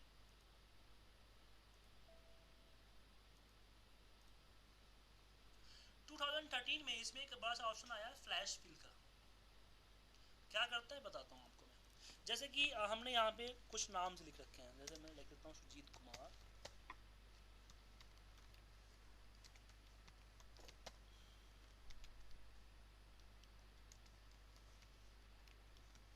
मुझे सबका जो first name sorry last name अलग करना है, फर्स्ट नेम लास्ट नेम अलग करना है।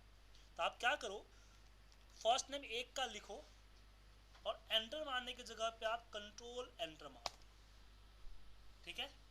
उसके बाद इस पे फिल पे आपके पास आ रहा है फ्लैश फिल, इसका शॉर्टकट होता है कंट्रोल प्लस ई। सेम ऐसे ही कुमार लिखा मैंने, एंटर की जगह पे कंट्रोल एंटर और फिर कंट्रोल प्लस ई मतलब फ्लैश फिल।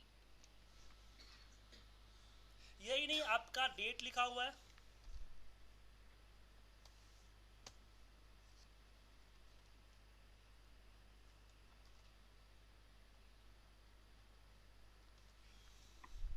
मुझे इसमें से मंथ अलग करने हैं, मैं क्या लिखूंगा, जैन, कंट्रोल एंटर और कंट्रोल ई यानी फ्लैश।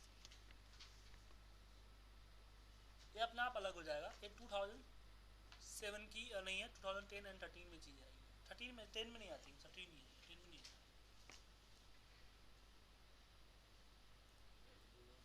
किसी सेल में मान लीजिए मर्ज सेल्स हो एक साथ, 3 सेल मर्ज हैं, उसमें कुछ डाटा लिखा है और उसको हमें रो हाइट एडजस्ट करना है। नहीं नहीं मर्ज नहीं, हमें बताइए डेटा आपके एक ही सेल के अंदर कॉमा या फिर एक स्पेस के सेग्रेगेट करके लिखा होगा, उसको आप रो वाइज लिखना चाहते हैं, तो उसके लिए आप अगर कॉमा है तो उसको स्पेस में रिप्लेस कर दीजिए, फिर उसको आप ये कर दीजिए, उसको कॉलम छोटा या बड़ा करके जस्टिफाई। समझ में आ गया, मैं वही चीज़ कि अगर 3 सेल मर्ज है उसमें बहुत लंबा डाटा लिखा हुआ है, उसको हमें उसी 3 सेल में ही ऑटो जस्टिफाई करना है। तो उसके लिए आपको पहले एक काम कीजिए, इस पर डबल क्लिक कर दीजिए, हो जाएगा। और उसके नहीं, ऑटो जस्टिफाई के लिए वो आता है स्ट्रिंग टू फिट। एक डेटा अलग अलग करना चाहिए। फोन में ये एग्जाम्पल टेक्स्ट आप कंट्रोल में किसी 3 सेल को मर्ज कर दिया, मर्ज कर लिया, हाँ। इसमें कुछ डाटा बहुत लंबा टाइप का है, सिंगल वर्ड मतलब कई सारे वर्ड्स हैं, स्पेस फिर स्पेस देके फिर स्पेस देके फिर कुछ दे करके काफ़ी सारा। अब हम चाहते हैं कि ये रैप टेक्स्ट ऑटोमेटिक हो जाए, मतलब नॉर्मली डबल क्लिक करते हैं ना रूल नंबर 3 पे नॉर्मली, तो रैप यहाँ पे कर सकते क्या चीज़ हैं, इस पे रैप होता है, लेकिन रैप के लिए फिर आपको इस रो पे हाइट नहीं एडजस्ट होती, नहीं, हाइट तो मैनुअली करना तो पड़ेगा, वो ऑटोमेटिक यही इस पर डबल क्लिक कर दीजिए ना, हो जाएगा। डबल क्लिक में नहीं होता। ना डबल क्लिक में रैप करने के बाद नहीं होता, जब इसको छोटा करोगे ना तो ये होगा। रैप पे रैप कर देते तो फिर डबल क्लिक नहीं होता। तो यही चाहिए था। नहीं, वो तो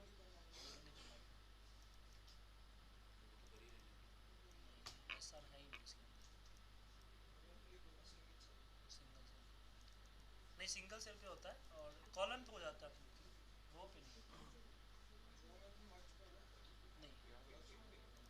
मर्ज पे सिर्फ ऊपर जो आता है ना उसी के अकॉर्डिंग मर्ज होता है, नीचे इसके अकॉर्डिंग मर्ज नहीं होगा आपका। ये नहीं है फिर रिसर्च पे है देखिए। सर मुझे तो अभी तक नहीं मिला, मुझे करीब 9 साल हो चुके हैं सब करते हुए। आप लोगों को मिले तो मुझे बता दीजिए। आपको मिला होता तो आपसे नहीं है फैसिलिटी है ही नहीं। ओके सर प्लीज कर। ये कंट्रोल ई वाला जो आपने फंक्शन बताया था वो दोबारा है या फिर यहाँ पे लार्ज शो होता है? आप इसमें 2007 में नहीं है, 13 पे है, मैंने तो रिपीट किया था आपको मैंने।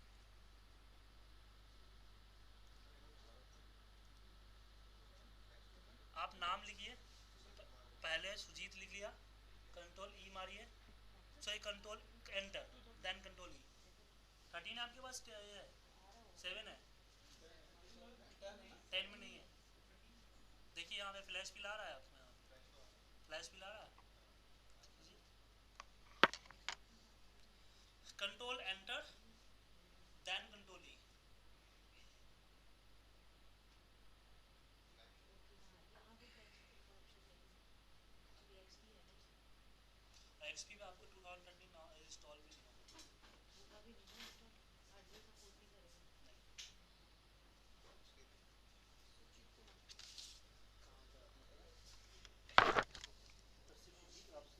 नाम है। एक नाम लिखिए, अब इसे नीचे कुछ है ही नहीं, क्या करोगे? चार नाम लिखोगे तभी तो होगा ना। चार नाम अगर लिखते हो तो अलग होगा। ठीक है, अब बारी आती है शॉर्टिंग की। चलिए शॉर्टिंग की तरफ बढ़ते हैं। और बस वो चल रही है क्लास, कोई बात नहीं, स्टार्टिंग थोड़ी स्लो होती है ना, फिर आगे बढ़ेंगे ना। शॉर्टिंग, शॉर्टिंग तो आप लोग जानते ही हैं। शॉर्टिंग किसके लिए होता है? डेटा को अपने अकॉर्डिंग शॉर्ट करने के लिए होता है। ठीक है, तो जो इसमें जो एक मिनट, इसको मैं सेलेक्ट करके आपको डेटा अपने अकॉर्डिंग शॉर्ट कर सकते हो। तो इसमें एक नॉर्मल, अगर आपने लार्जेस्ट स्मॉलेस्ट लार्जेस्ट किया तो जो पहला सेल आपका एक्टिवेट उसके अकॉर्डिंग होता है। अपने हिसाब से कॉलम सेलेक्ट करने के लिए कस्टम शॉर्ट पे जाइए और यहाँ से अपने हिसाब से सेलेक्ट करके शॉर्ट कर सकते हो। साथ में यहाँ पे ए टू जे होता है, अगर आपको कोई कस्टम लिस्ट सेलेक्ट करना है तो कस्टम लिस्ट यहाँ से कर सकते हो। अगर कई सारे लेवल्स ऐड करने हैं तो यहाँ पे ऐड सकते हो। जैसे आपने बोला कि सबसे पहले एसओ नेम के अकॉर्डिंग हो, फिर हमारा कस्टमर कोड के अकॉर्डिंग हो, फिर हमारा मंथ के अकॉर्डिंग हो। मंथ में मैंने सेलेक्ट कर लिया ए टू जे। ठीक है, यही नहीं, वैल्यू, वैल्यू की जगह आप चाहते हो कि इसकी फॉन्ट कलर के हिसाब से सॉर्ट हो तो फॉन्ट कलर के हिसाब से यहाँ सॉर्ट कर सकते हो। एक मिनट, एसओ नेम में कलर है ना हमारे पास, मैंने बोला सेल कलर के अकॉर्डिंग सॉर्ट हो, तो जो कलर है वो कलर ऑन द टॉप चाहिए, ऑन द बॉटम चाहिए, यहाँ चूज कर सकते हो आप। तो जितने भी कलर्ड एरिया होंगे वो टॉप में आ जाएंगे या बॉटम में आ जाएंगे, जो आप चूज करोगे। यही नहीं, इसमें सेल की आइकन्स है। आइकन जो आपने यहाँ पे यूज किया ना, जो हमने यहाँ यूज किया आइकन्स, हाँ, मैं चाहता हूँ कि जितने भी पास वाले ऊपर आ जाए, तो मैं इसको सिलेक्शन करूंगा, कस्टम शॉर्ट। इसमें मैंने नेम सेलेक्ट, स्कोर सेलेक्ट कर लिया और स्कोर में मैंने बोल दिया सेल आइकन, और यहाँ पे मैंने इसको सिलेक्ट कर लिया एंड ओके किया, सारे ऊपर आ गया। सेम फिल्टर अप्लाई करते हैं, तो फिल्टर में भी आप सेम इस तरह से फिल्टर यूज कर सकते हो। क्या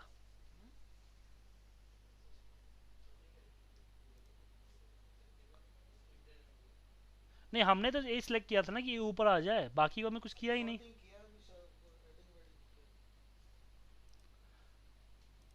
उसके बाद हमारे कस्टम शॉर्ट पे आगे आते हैं। अगर आप चाहो तो और एक लेवल यूज कर सकते हो। और दूसरा आता है, मैंने यहाँ पे बोल दिया सेल कलर, ये हम बोलते हैं कि ये ऊपर है। फिर मैंने नीचे वाले को बोला ये बीच में है, इसके नीचे है, तो पहले आपका ए शॉट होगा देन ए शॉट होगा, तो नीचे तो अपना ऑटोमेटिक नीचे ही आएगा ही आएगा। ठीक है, लेकिन शॉर्टिंग में एक चीज़ और आती है प्रॉब्लम, शायद इसकी ज़रूरत आपको नहीं पड़ी हो, लेकिन फिर भी मैं बता देता हूँ।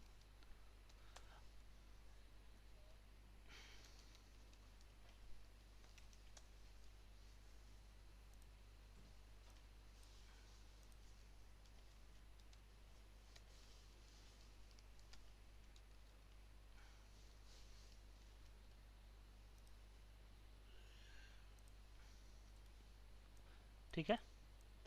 अब मुझे शॉर्ट करना है इस तरीके से कि मैं चाहता हूँ कि इसमें जो सबसे ज़्यादा सेल है वो पहले आए, लेकिन प्रॉब्लम है कि जब हम शॉर्ट करते हैं तो टॉप टू बॉटम जाता है। लेफ्ट टू राइट के लिए आप ऑप्शन पे आइए, यहाँ से आता है लेफ्ट टू राइट। उसके बाद ये पूछेगा आपका कि कौन से रो के अकॉर्डिंग करना है, मतलब रो 2 के अकॉर्डिंग करना है, largest smallest largest and okay. यहीं पे कस्टम सॉर्ट के अंदर में ऑप्शंस के अंदर में सिलेक्ट कर सकते हो आप। दूसरा केस सेंसिटिव, बड़े छोटे का फर्क दिखेगा आपको कि पहले बड़ा आएगा फिर छोटा आएगा, इकट्ठा नहीं आएगा, मिक्सअप नहीं आएगा।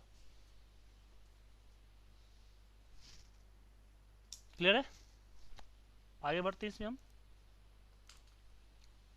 मल्टीपल रो को भी फिल्टर कर सकते हैं। हम्म, एक बार जरा करके क्या मल्टीपल रो मतलब? मल्टीपल रोज में हाँ तो आप सिलेक्शन कर लीजिए ना, आप ऐड कर सकते हो ना इसमें। आप कस्टम शॉर्ट में आप यहाँ पे ऐड लेवल कर सकते हो ना अपने हिसाब से, सीक्वेंसली आएगा। अब बारी आती है फिल्टर की। तो हमारा जो ऑटो फिल्टर है वो तो हम यूज करते ही हैं। जैसे कि अगर इसे कोई पार्टिकुलर जो टिक का निशान लगा हुआ है वो फिल्टर में है, जिसको करना है उसको क्लिक कर दो आप। या फिर अगर कोई कंडीशन चाहिए, फिल्टर बाई कलर या आइकन चाहिए तो इसका यूज कर सकते हो। कोई कंडीशंस लेना है तो equal to, greater than, less than, greater than equal to, less than equal to, between use कर सकते हो आप। टॉप 10 या टॉप 20 या बॉटम 20, तो आपका टॉप 10 ही फिल्टर में आएगा। अबव एवरेज, बिलो एवरेज, तो जो यहाँ अप्लाई करोगे वही आपका यहाँ पे फिल्टर में आएगा। और यहाँ पे आपके पास टेक्स्ट में भी सेम ऐसा होता है, equal, does not equal, begin with, मतलब कि मैं चाहता हूँ जिसका नाम ओ से स्टार्ट हो, पहला लेटर ओ हो, वो फिल्टर में आए।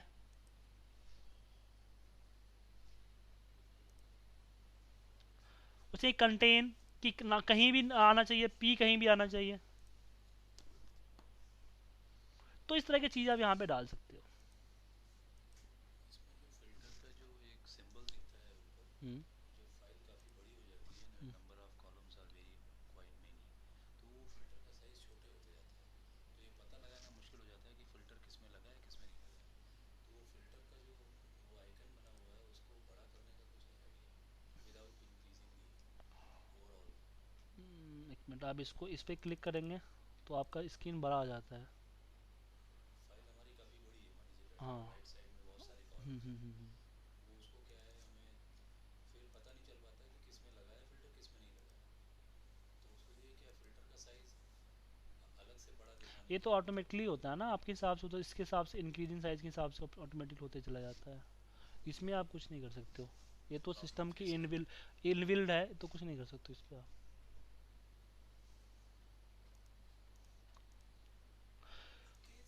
अगर सपोज मल्टीपल हाँ कॉलम्स में फिल्टर्स लगा हुआ है हाँ, and I want to check कि किन कॉलम्स में फिल्टर लगा हुआ है, is there any way to check? तो जिस पे फिल्टर लगा होता है उस पे फिल्टर का निशान लगा हुआ है वो यहाँ पे। बड़ा माइन्यूट सा होता है, is there any other way to check? नहीं मतलब अगर दो तीन सेल हैं तो ठीक है। हम्म, अगर हमारे इन्फिनिटी सेल्स हैं तो एक एक सेल में जाके हाँ, चेक। फिर भी 50-100 सेल्स हो जी जाते हैं एग्जैक्टली हमारे। एग्जैक्टली। तो उसमें फिर हमें तो एक एक एक एक करके में देखना जाके देखना पड़ता है। पड़ता है या फिर फिल्टर हटाना पड़ता है, फिर दोबारा से फिल्टर सेट करना पड़ता किस कॉलम के ऊपर फिल्टर है वो हेडिंग का समझ के देखें है। ना, ये सही जैसे वो क्योंकि ऊपर हेड जाते हैं मान लीजिए कोई एकदम से नीचे उसी जैसे पॉइंट पे एक पहुंच दो जाए। तीन सुजीत जी, हम्म, मान लीजिए इसमें फिल्टर आपने लगाया हुआ है तो एक एक हम्म, कॉलम में जाके इस देखना पे पड़ेगा ना कि कहाँ पे लेफ्ट वाले पे ए पे लगाया हुआ है ना हम्म, फिल्टर। हम्म, अब मान लीजिए वो पहला रो कलर हो जाए या उस पे कुछ हो जाए तो नहीं, हमें पता चल क्योंकि जाए कि फिल्टर लगने के बाद फाइंड वगैरह इसमें कुछ कुछ नहीं नहीं हो कर सकता। सकता, इनबिल्ड है। आपको ये कर सकता है री, इसमें 3 ऑप्शन फिल्टर के अंदर में आपके हैं। सकते हैं पूरी फाइल के फिल्टर, हाँ, वो होगा ना? के बाद फिर वापस लाना बड़ा मुश्किल है कंट्रोल जेड कर दो। ना। पहले इसमें अनचेक करने के बाद फिर मुश्किल करना पड़ता है, फिर ट्रेनिंग के अंदर लगा जेड के। जेड कॉलम के ऊपर फिल्टर लगा हुआ है, क्योंकि अगर हम मैं ए पे आ गए हैं, उसको चेक करके फिर दोबारा जेड पे जाना है, तो वी डोंट नो कि जेड पे लगा हुआ फिल्टर इस टाइम या ए पे लगा हुआ है कॉलम के ऊपर, तो फिर वो फाइंड करना बहुत मुश्किल था, फिर वन बाय नहीं वन नहीं हो करते सकता। समय। ये इसी प्रॉब्लम मैं भी फेस करता था। नहीं होता क्या है कि कई बार कंफ्यूज हो जाते हैं, किसी ने फाइल एकदम से नहीं, जाके बैठो ना तो मालूम ही नहीं होता कहाँ पे वो फिल्टर लगा हुआ है, फिर एक एक करके। नहीं ऐसी कोई है ही नहीं इसके अंदर में। इसमें आप दो चीज़ें कर सकते, क्लियर कर लो यहाँ से, फिर थोड़ा सा रीप्ले, मतलब कि जो पिछला वाला फिल्टर लगाया तो वही वापस लग वैसे जाएगा। एक बात है, जैसे आपको ये प्रॉब्लम्स आती है ना, हम्म, तो आपकी चूंकि एक्सेल से इतना ज़्यादा आपकी एक्सपर्टीज है, तो एक्सेल वालों को आप ये फीडबैक दे सकते हैं कि इसके ऊपर काम करो। हाँ दे हो सकते सकता हैं आप। हमने बेसिकली मैं माइक्रोसॉफ्ट मेंबर हूँ, मोस्ट वेल्युएबल प्रोफेशनल। तो मैंने कुछ चीज़ें डाली थी जो 2013 में और 10 में आई थी, तो ये जैसे क्या कि network implementation? Desk dot international, ये हम लोगों ने डाला था, उसमें आया था। ठीक है, बात सही है आपकी। हाँ तो मैं उसकी मेंबर्स में डाल दूंगा ये चीज़ें, ठीक है। ये 2013 में भी इसकी कोई ऑप्शंस नहीं है। तो फिर उसके लिए 2014 खोजना पड़ा। 2014 आने में टाइम है अभी, हो चिंता मत कीजिए। हाँ रो में नहीं, शॉर्ट ये सही कह रहे फिल्टर टॉप टू लेफ्ट चलता है, लेफ्ट टू राइट नहीं चलता है। हैं, नहीं ऊपर से नीचे को चलता है, लेफ्ट से इधर को नहीं नहीं चलता। नहीं चलता। बेसिकली आप ये नहीं समझ रहे हो ना कि इसमें एक्सेल की गलती नहीं है, इसमें गलती है स्प्रेडशीट्स की। जो एक्सेल जिसमें बना हुआ है वो स्प्रेडशीट्स है, वो चलता है कॉलम के हिसाब से। वो तो एक सेल का एड्रेस बना दिया है, वही बड़ी चीज़ है। एक्सेस में आप जाओगे तो उसमें किसी एक चीज़ को चेंज नहीं कर सकते हो, वो पूरा कॉलम को हिसाब लेके चलता है वो। तो इसमें प्रॉब्लम नहीं, इसमें स्प्रेडशीट की प्रॉब्लम है। इसका जो स्ट्रक्चर है एक्सेल का, वो तो स्प्रेडशीट्स पे रो एंड कॉलम पे आधारित है ना। तो ट्रांसपोज करके लगा सकते हैं फिर फील्टर। हाँ ट्रांसपोज करके लगा सकते हो, ठीक है। चलिए हम अब बात करते हैं पाइवट टेबल की। हाँ डबल फिल्टर, एक ही रो में दो, एक ही शीट में दो फिल्टर। दो कंडीशन आप कस्टम पे जाकर लगा सकते हो। कस्टम पे फिल्टर में आओगे ना, यहीं पे आपको कस्टम फिल्टर होता है। कस्टम फिल्टर ये भी इसमें आप एंड और लगा सकते हो, दो कंडीशंस। नहीं कुछ एरिया सेलेक्ट कर लिए, फिल्टर लगा लिया, फिर कुछ एरिया हाँ सेलेक्ट तो कर लिए, फिल्टर लगा हाँ तो एक सीट पे दो लगा सकते हो, तो उसके लिए आप एक एरिया सेलेक्ट कर लो कि ये एरिया एक एक एक, एक ये दो रेफरेंस दे दो, एक रो का। अब मुझे फिल्टर लगाना है इस पे, तो इसको सिलेक्ट करो और फिर इसको फिल्टर लगाओ। तो ये फिल्टर सिर्फ इतने ही वर्क करेगा, इसके नीचे वर्क नहीं उसके करेगा। बाद नीचे फिल्टर लगा फिर नीचे के लिए फिर नीचे पे लगा दो फिल्टर सिलेक्ट करके, हाँ लग जाएगा। नहीं नहीं नहीं नहीं, नहीं फिर ऊपर वाला हट जाएगा, अभी तो ऑल डीएफएफ करेंगे तो पूरे कॉलम पे लगता है ना वो फिर। ऊपर वाला हटेगा सिर्फ। करना पड़ेगा ना, रो को मर्ज तो वापस लगाना पड़ेगा, एक लगाओगे एक हटेगा एक आएगा। दोनों एक साथ नहीं, नहीं, वो दो शीट्स करके कर देते हैं। हाँ दो शीट, दो अलग अलग शीट्स में है तो कर सकते हो, एक शीट में नहीं।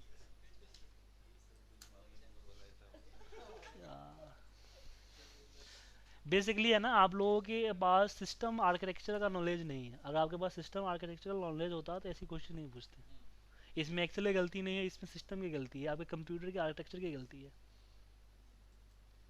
सिंपल सी बात है ना। एट ए टाइम तुम दोनों हाथों से काम कर सकते हो। नहीं, वो वायरस कर सकते वायरस करेगा। अब चलिए हम पाइवट टेबल पे आते हैं। मैं पाइवट टेबल की मैं 2013 खोलता हूँ, उसमें नए फीचर्स बहुत सारे आए हैं।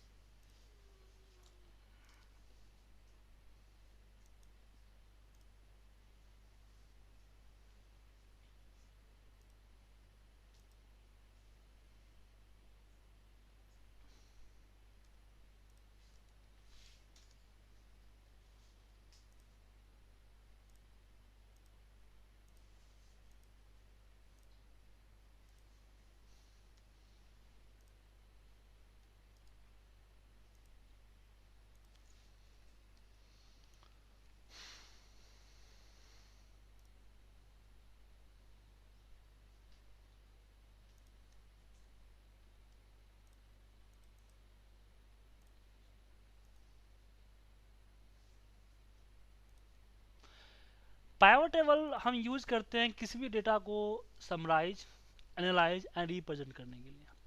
सिंपल सी बात, जब आप कोई रिपोर्ट क्रिएट करते हो, रिपोर्ट क्या होता है? Summary of the data. अगर रिपोर्ट की डेफिनेशन दी जाए तो समरी ऑफ द डेटा, किसी भी डेटा को किसी एंगल से या किसी क्राइटेरिया के हिसाब से उसको समरी क्रिएट करके देते हो। जैसे कि आपके पास पूरे साल का सेल्स है, आपको सेल्स रिपोर्ट देनी है, मंथली सेल्स रिपोर्ट देनी है, तो आप क्या करोगे? उस डेटा को मंथली समराइज करोगे। तो आपका सेल्स रिपोर्ट बनेगा, फिर उस पर जो आपके कंडीशंस है वो अप्लाई करोगे, जैसे कि कैप रेट हो गया, सेल्स ग्रोथ हो गया, बाकी चीज़ें। लेकिन बेस किस पे है आपका? समरी पे ही तो है। तो पाइवट टेबल किसी भी डेटा को समरी बनाता है, किसी भी डेटा का आप उसके जरिए अपने डेटा को एनालाइज कर सकते हो या फिर उसको रिप्रेजेंट कर सकते हो। अगर पाइवट टेबल डेफिनेशन पूछा जाए तो we can use the pivot table for analyse the data, summarise the data and represent of the data. Pivot table लगाने के लिए आपको डेटा सिलेक्ट करने की जरूरत कब पड़ती है? जब आपका डेटा के अंदर कोई सेल पूरा का पूरा कॉलम ब्लैंक है। ये फिल्टर, शॉर्टिंग तीनों पे एप्लीकेबल होती है। अगर मैं सिलेक्शन ना करूँ, पाइवट टेबल अप्लाई कर दूं, तो बिना पाइवट टेबल सिर्फ इतने एरिया में एप्लीकेबल होगा। अगर ऐसा डेटा आता है तो फिर अगर आप नीचे की भी चीज़ें चाहते हो तो खाया तो ब्लैंक रोज को डिलीट करो या फिर पूरा एरिया सेलेक्ट कर लो। पाइवट टेबल लगाने के लिए आपके ऊपर का जो हेडिंग है वो हेडिंग ब्लैंक नहीं होना चाहिए। अगर ऊपर का कोई भी हेडिंग ब्लैंक है, क्योंकि मैंने पहले बताया कि एक कॉलम के हिसाब से चलता है, तो अगर हेडिंग ब्लैंक है तो पाइवट टेबल आपका क्रिएट ही नहीं होगा। 2013 के अंदर में आपके पास इंसर्ट के अंदर पाइवट होता है, इसमें एक आता है रिकमेंड पाइवट। ये रिकमेंड करता है आपको कि आपके इस डेटा के ऊपर पाइवट किस किस तरह के बन सकता है। ये नई फीचर्स है 2013 की। जो आपको अच्छा लगे उसको क्लिक कीजिए एंड ओके कर दीजिए, आपका पाइवट उसी तरीके से बन के आ जाएगा। नहीं आप अपने हिसाब से करना चाहते हैं तो यहीं से ब्लैंक पाइवट या फिर सीधे पाइवट टेबल पे क्लिक करके ओके कर दीजिए। एक नई सीट इंसर्ट करेगा, उसमें इस तरह से पाइवट टेबल बन के आ गया। अब इसमें चार चीजें हैं आपके पास: फिल्टर, कॉलम, वैल्यू एंड रो। तो जब ये पाइवट यूज करते हो तो आप किसके लिए यूज करोगे? समरी बनाने के लिए यूज करोगे। तो आपको समरी किसके अकॉर्डिंग चाहिए ये पता होना चाहिए। मुझे मंथली समरी चाहिए तो मुझे मंथ को उठा के मैं यहां रखूंगा। तो जितने इसमें पाइवट टेबल की खासियत क्या होती है कि अगर आपका डेटा के अंदर में कोई भी हेडिंग या कोई भी आपकी डेटा दो बार आता है तो पाइवट में आपका एक ही बार आएगा। ठीक है, आपको अगर हेड काउंट चाहिए होगा तो इसी से निकाल सकते हो आप। उसके बाद अब इसको हमने रो में क्यों रखा? क्योंकि मुझे रो वाइज चाहिए। अगर मैं इसको कॉलम में रखूं तो एक कॉलम वाइज हो जाएगा। ठीक है, तो मैं रो में रखा और मुझे टोटल पे आउट का सम चाहिए कि जैन में टोटल पे आउट कितना था। तो आप क्या करो, टोटल पे आउट को वैल्यू के अंदर डाल दो। वैल्यू के अंदर वो चीजें डालती है जो कि जिसपे मैथमेटिकल कैलकुलेशन करनी होती है, जैसे सम, एवरेज, मिनिमम, मैक्सिमम। डिफॉल्ट आपका है सम आएगा, नहीं तो काउंट आएगा। सम कब आता है कि जिस फील्ड को आप डालते हो अगर वो फील्ड टेक्स्ट है तो काउंट आएगा, नंबर है तो सम आएगा। आप अपने हिसाब से यहां चेंज भी कर सकते हो। ठीक है, सम, काउंट, एवरेज, मिनिमम जो लेना चाहते हो यहां से ले सकते हो आप। उसके बाद इसमें एक चीज और आती है, यहां पे रो एंड कॉलम। मैं चाहता हूं कि किस सेल्स ऑफिसर्स ने किस महीने में क्या सेल किया है, तो मैं सेल्स ऑफिसर उठा के कॉलम में रख दूंगा या फिर इसी के नीचे भी रख सकता हूं मैं। तो इस तरीके से आएगा। डिजाइन में जाके इसकी अपने हिसाब से जो डिजाइन चाहिए वो डिजाइन सेलेक्ट कर सकता हूं मैं, मतलब फॉर्मेटिंग। दूसरा कि अभी क्या है कि जैन क्या बोलते हैं, मंथ और एसओ नेम जो है दोनों एक ही कॉलम के अंदर में है। आप अलग अलग कॉलम में करना चाहते हो तो उसके लिए राइट क्लिक कीजिए, पाइवट टेबल ऑप्शंस, और इसमें आपका आता है display classical pivot table layout, या फिर डिजाइन के अंदर में रिपोर्ट लेआउट में आप इसको यूज कर लीजिए या इसको यूज कर लीजिए।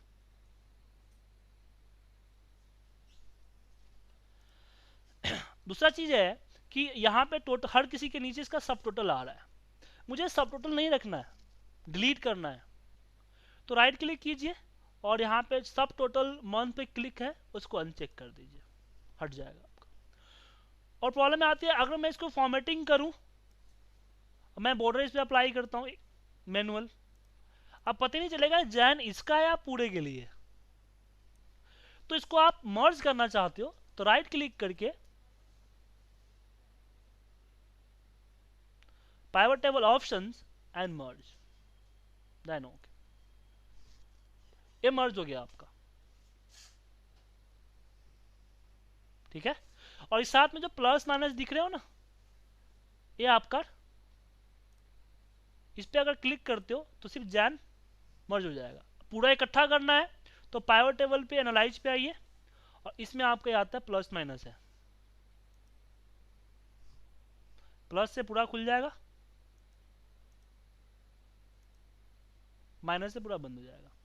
इसमें क्या हुआ कि आपने जन इस तरह से भेजा, तो अगर उसको देखना है कि एक तो सिंपल यहाँ दिख रहा है मंथली टोटल, और जाना चाहता है कि अगस्त महीने में किसने क्या क्या कंट्रीब्यूशन किया है उसका, तो इस पर क्लिक करके वो देख सकता है। ठीक है, इसका एक और फैसिलिटी है कि मैं चाहता हूं कि अगस्त महीने में अंबिका पेंट जो है उसका टोटल, उसका डेटा क्या है। ये जो आपको टोटल आया है 46 ये किन नंबरों का टोटल आया है, उस एग्जैक्ट डेटा आपको चाहिए। जस्ट इस पर डबल क्लिक कीजिए, एक नई सीट पे इसका डेटा आ जाएगा, जस्ट डबल क्लिक करते ही।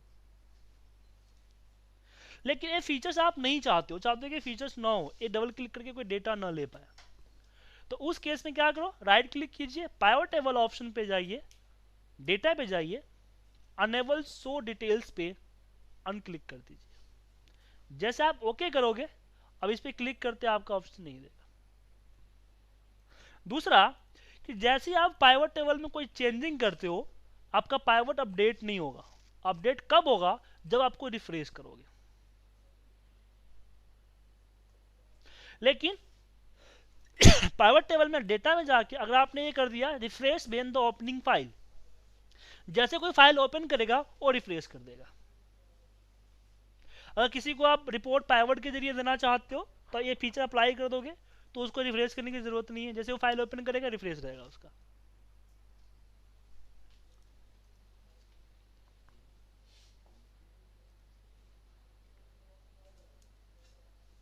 ठीक है, तो अगर हम इसको कॉलम में रखें तो कॉलम वाइज हो जाएगा। फिल्टर कब यूज होता है, जब हमें फिल्टर यूज करने होते हैं। जैसे मैंने डेट यहां रख दिया फिल्टर में, मतलब कि अब मैं पता कर सकता हूं कि मेरा फिल्टर एक पार्टिकुलर डेट का सेल पता कर सकता हूं फिल्टर से। बोला हैंग होता है, ये दिक्कत है इसके अंदर, हैंग होता है वो। ठीक है, लेकिन इसमें एक और चेंज करना चाहते हैं।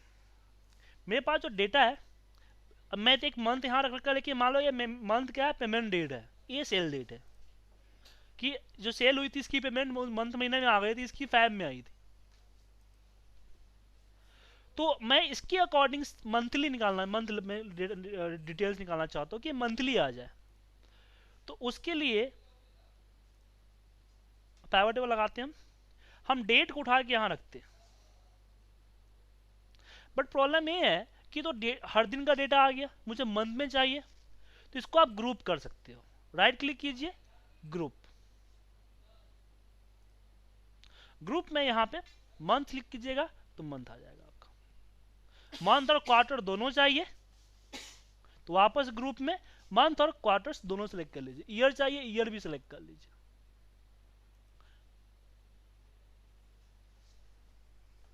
इस तरह से अलग हो जाएगा आपका। क्लियर है? अब इसमें एक चीज और आती है, अगर आप 2010 की और 7 की बात करें तो इसमें आपका एक आया हुआ है आपका स्लाइसर। स्लाइसर वही फिल्टर के लिए आपका, इसके लिए आया हुआ है आपका, फिल्टर्स के लिए आया हुआ है। मैंने सिलेक्ट करके ओके कर दिया। अब इस पे आपका इस तरह का बॉक्स खुल के आ गया। अब मैं जिसको क्लिक करूंगा उसी का रिपोर्ट दिखेगा आपको। जैसे आप इसको आप फिल्टर में रख के भी आप कर सकते थे, लेकिन फिल्टर में क्या था कि आपको ड्रॉप डाउन करना पड़ता था। यहां पे आपको सामने दिख रहा है। टाइमलाइन की बात करूं मैं, देखा इंसर्ट के अंदर टाइमलाइन होता है। लेकिन टाइमलाइन सिर्फ डेट पे एप्लीकेबल होता है। अब मुझे सिर्फ अगस्त का देखना है,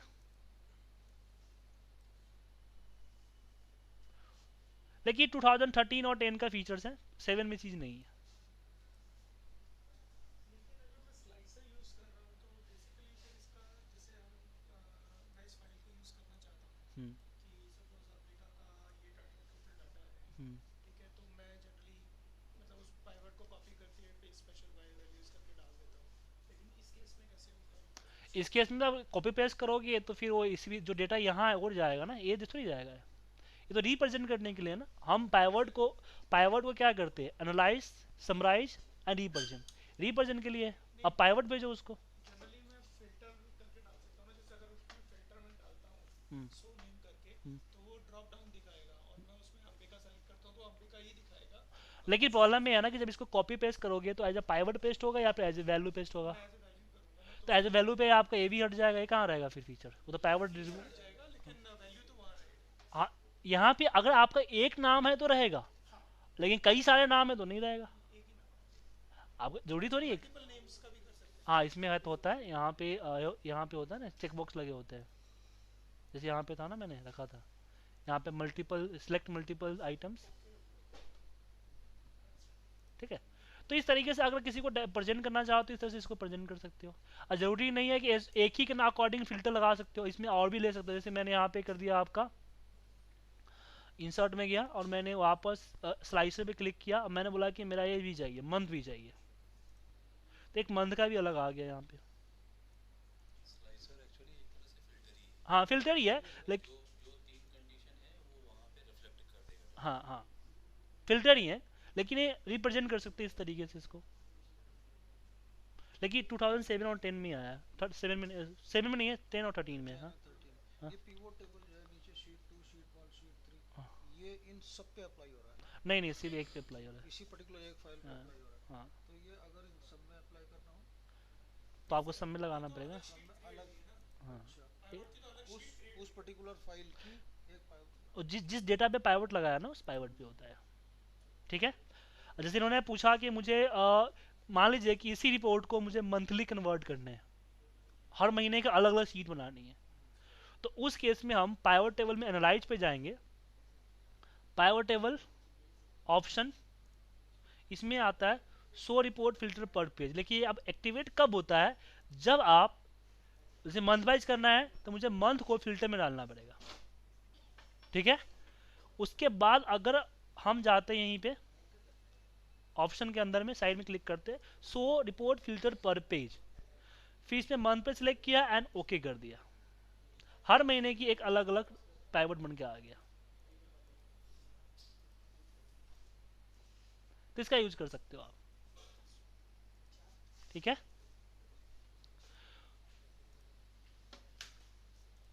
ख्याल से हमारे ऑफिस में लगभग ऑफिस के 50% लोग पिवट टेबल का ही काम कर रहे हैं। हाँ, मुझे भी यही जो लग डाटा रहा है है। उसी का डिफरेंट डिफरेंट रिपोर्ट्स जनरेट कर रहे हैं, और उसमें ही पूरा दिन उसी में जाता है। बट एक थोड़ा सा मेरा प्रॉब्लम ये था कि जैसे अब 1 जनवरी की रिपोर्ट है, वो नीचे जैसे आ रहा है ना, शीट 2 जनवरी की है, फरवरी की है, शीट 3 शीट 4 ऐसे करके ये 12 फाइल हैं एक फाइल के अंदर। तो उसके अंदर से डाटा सॉर्ट आउट ही है एक तरह का, पिवट टेबल या सॉर्टिंग ही है। तो इसको कैसे निकाल, इस सब में से कैसे अलग अलग फाइल में कह रहे हैं ना आप। तो अब जैसे जनवरी का कोई डाटा आ गया, इन्होंने सैलरी की वो बनाई, जनवरी की सारी आ गई, फिर फरवरी की, मार्च की, वो ऐसे तो आपको दिसंबर तक आ गई। ये होता है कैलकुलेट, वो तो आता है डेटा कैलकुलेशन आती है, वो एक्सेल, कैलकुलेशन, वो आपकी इसके लिए एक्सेल के जरिए नहीं होगा, वो प्रोग्रामिंग के जरिए होगा। अच्छा वो प्रोग्रामिंग। एक के नीचे कॉपी पेस्ट करना चाहते हो ना आप। हाँ, और फिर क्या हुआ कि ये सारी जनवरी से दिसंबर तक की 12 फाइलें ये थी, वो 2012 की थी, फिर सेम फाइलें 2012 में वो 13 में आ गई, आपको 14 में आ गई। एक्सेल में कोई ऐसा ऑप्शन नहीं है। हाँ, प्रोग्रामिंग। हाँ, लेकिन एक्सेल के अंदर 2007 में आपके पास या 2010 में पावर पाइवट आया हुआ है।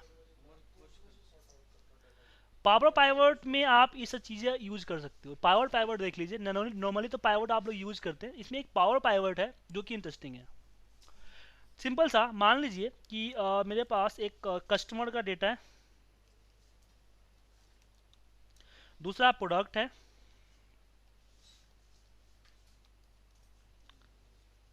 और तीसरा हमारे पास सेल्स है। पहले में मेरे पास मान लीजिए एक कस्टमर आईडी होना जरूरी है, ठीक है, एक यूनिक आइडेंटिफिकेशन इस में होना, रिलेशनशिप क्रिएट करने के लिए होना चाहिए होता है, नेम, लोकेशन, हाँ, और इसकी लिमिट।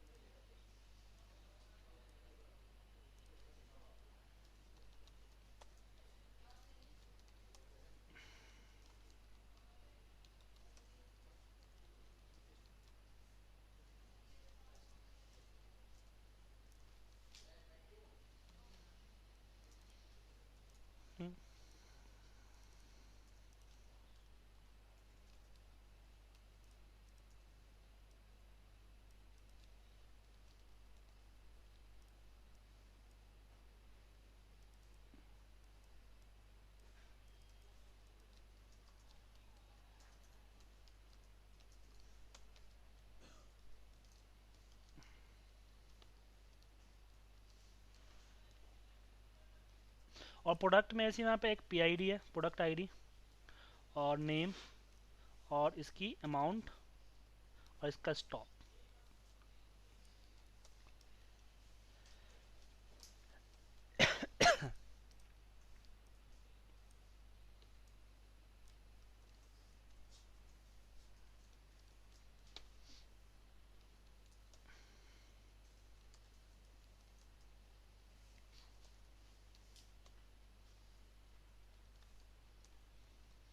और इसकी अमाउंट है,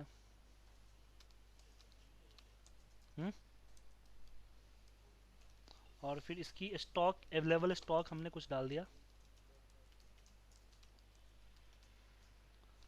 ठीक है। और सेल्स के अंदर में हमने क्या किया, एक सेल्स आईडी हमारा ट्रांजैक्शन आईडी है, उसके बाद हमने कस्टमर आईडी यहाँ पे डाल दिया, और इसमें यहाँ पे कर दिया प्रोडक्ट आईडी, और यहाँ पे क्वांटिटी, बाकी चीज़ें नहीं डाली, और डेट डाल सकते हो, कोई डेट डाल दी मैंने, और हमने सेल्स कर दी।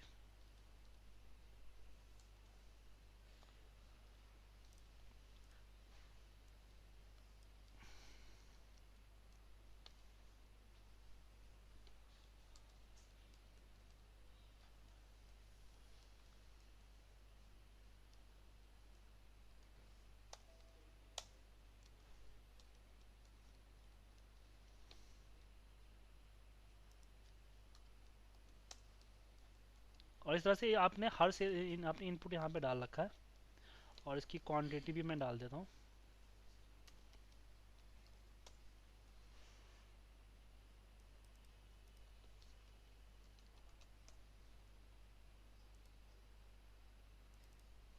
ठीक है। अब प्रॉब्लम ये है कि अगर मुझे सेल्स रिपोर्ट निकालना है सिटी वाइज, तो नॉर्मल पाइवट इसको नहीं निकाल पाएगा। क्यों?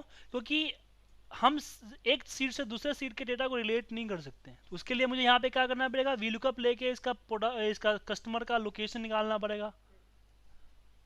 ऐसा अगर 5 साल अलग अलग आपको एनालाइज करने हैं तो काफ़ी टाइम लगेगा। तो इस केस के लिए हमारे पास जो आया है वो आया है आपका पावर पाइवट। ठीक है, इसी चीज के लिए आपके पास पावर पाइवट आया है।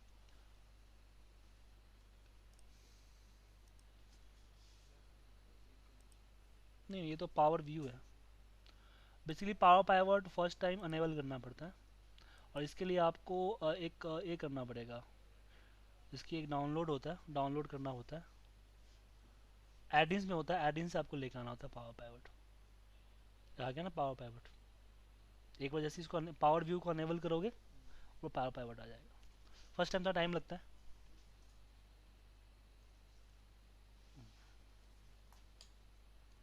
पावर पाइवट पे आते, पावर पाइवट पर जाने से पहले आपको अपने डेटा को टेबल में कन्वर्ट करना पड़ेगा आपको। ठीक है,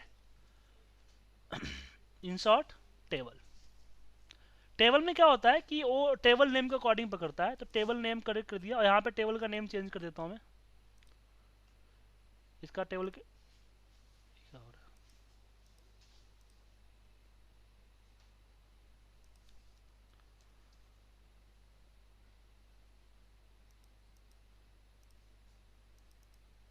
चेंज क्यों नहीं हो रहा है?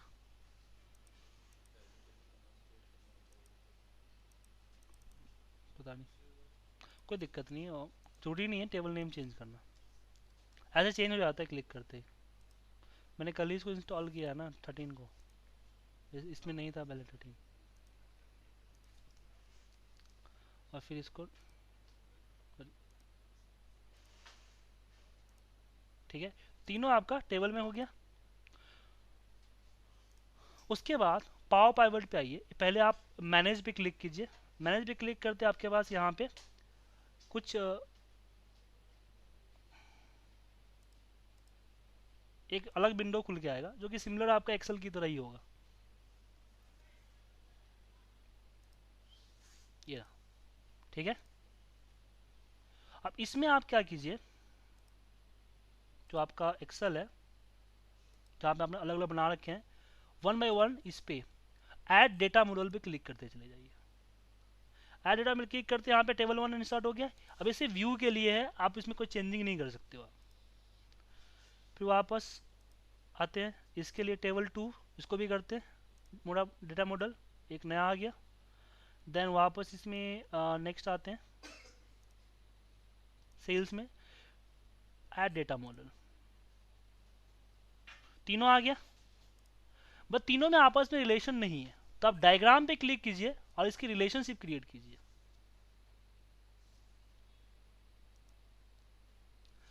डायग्राम में क्या है कि इसमें रिलेशनशिप क्या है कि इसकी जो पहले एक मिनट, यहाँ तो सेल्स आईडी है ना हमारा। मैं बोलता हूँ कि जो यहाँ पे इसकी जो पीआईडी है वो इक्वल इसकी पीआईडी के, ठीक है, और इसकी सीआईडी बराबर है इसकी सीआईडी के, बस उठा के रखना है, ठीक है। और चेक करना चाहते हो तो इस पे रखोगे तो पता चल जाएगा कि आपका किस किस से लिंक रिलेट है। तो वापस डेटा व्यू पे आइए, उसके बाद आप पाइवट टेबल पे क्लिक कर दीजिए। अब यहाँ पे जब पाइवट लग के आएगा,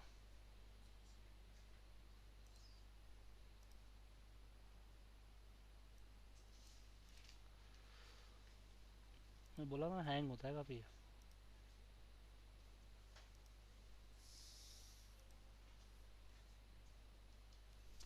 स्टॉप इट वर्किंग करिए, ये दिक्कत है इसमें 2013 के अंदर में। रैम तो अच्छा है, 4 GB का रैम है, i3 का प्रोसेसर है, आपका चाहिए इसके लिए नेक्स्ट 10 ईयर, उसके लिए वेट करना पड़ेगा।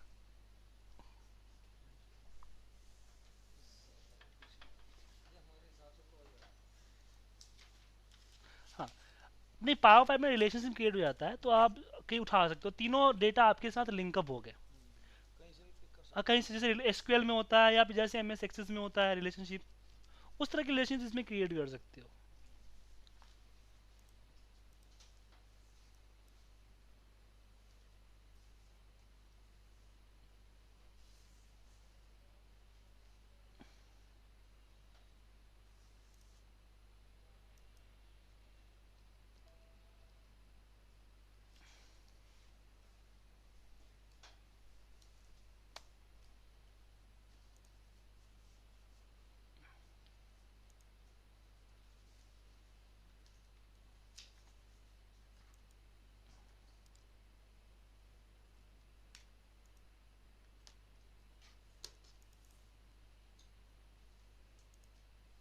डेटा भी लॉस्ट हो गया। ऑटो टेक ओवर 10 मिनट से पहले था ना, लॉस्ट कर गया। ठीक है, मैं बताऊंगा आपको, ठीक है। नेक्स्ट चलते हैं, इसमें दोबारा बनाना पड़ेगा मुझे डेटा, या फिर एक काम करता हूँ ना, जो डेटा मेरे पास है उसी पे कर लेता हूँ।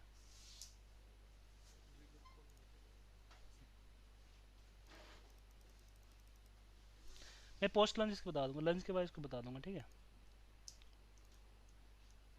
आगे बढ़ते हैं इसमें।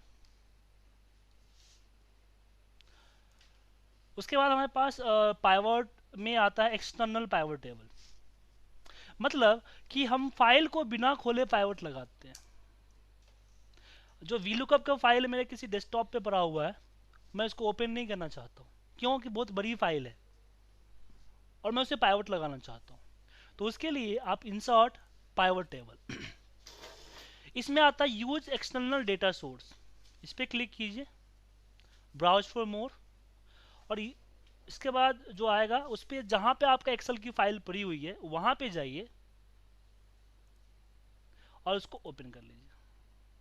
अब उसमें बहुत सारे शीट्स हैं, किस शीट से आपको, क्योंकि एक पाइवट किसी एक शीट से लगता है, तो जो शीट सेलेक्ट कीजिए, ओके कीजिए एंड ओके कर दीजिए।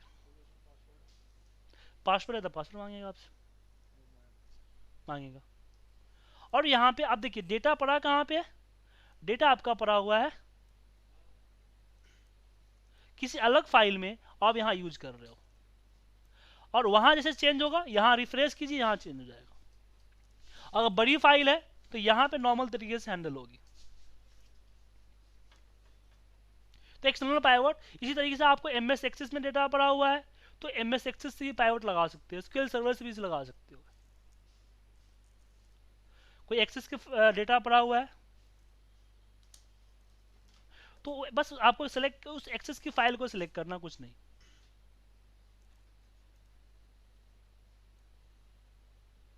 यहाँ पे कोई एसक्यूएल सर्वर का है तो न्यू सोर्स में जाइए और यहाँ पे एसक्यूएल सर्वर का पाथ डाल दीजिए, आपका डेटा एसक्यूएल सर्वर से कनेक्ट हो जाएगा। और लेकिन एक्सेल के लिए नॉर्मल आप यूज कर सकते हो, ठीक है। लेकिन अगर आप डेटा एज अ पाइवट नहीं, डेटा एक्सट्रैक्ट करना चाहते हो तो उसके लिए आप यहां पे डेटा व्यू में यूज कर सकते हो, फ्रॉम एक्सेस। मैं एक काम करता हूं, एक एक्सेस की डेटाबेस बना लेता हूं।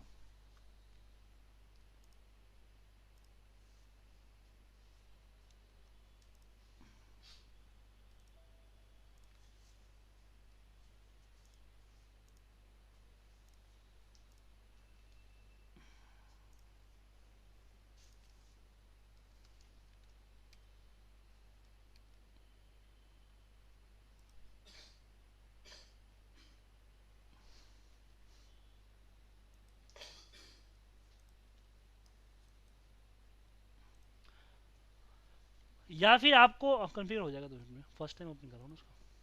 या फिर आपको किसी इंटरनेट का फाइल पाथ से इंटरनेट से चाहिए तो फ्रॉम वेब से ले सकते हो। एक मैं दिखाता हूँ आपको, एक मिनट।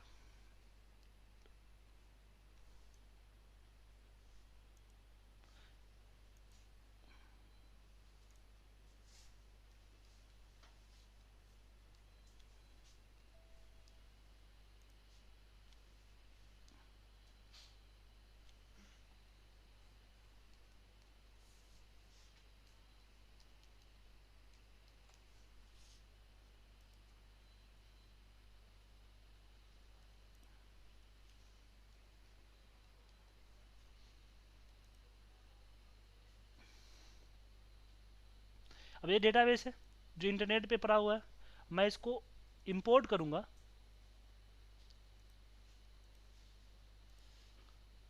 यहाँ पे आ जाएगा।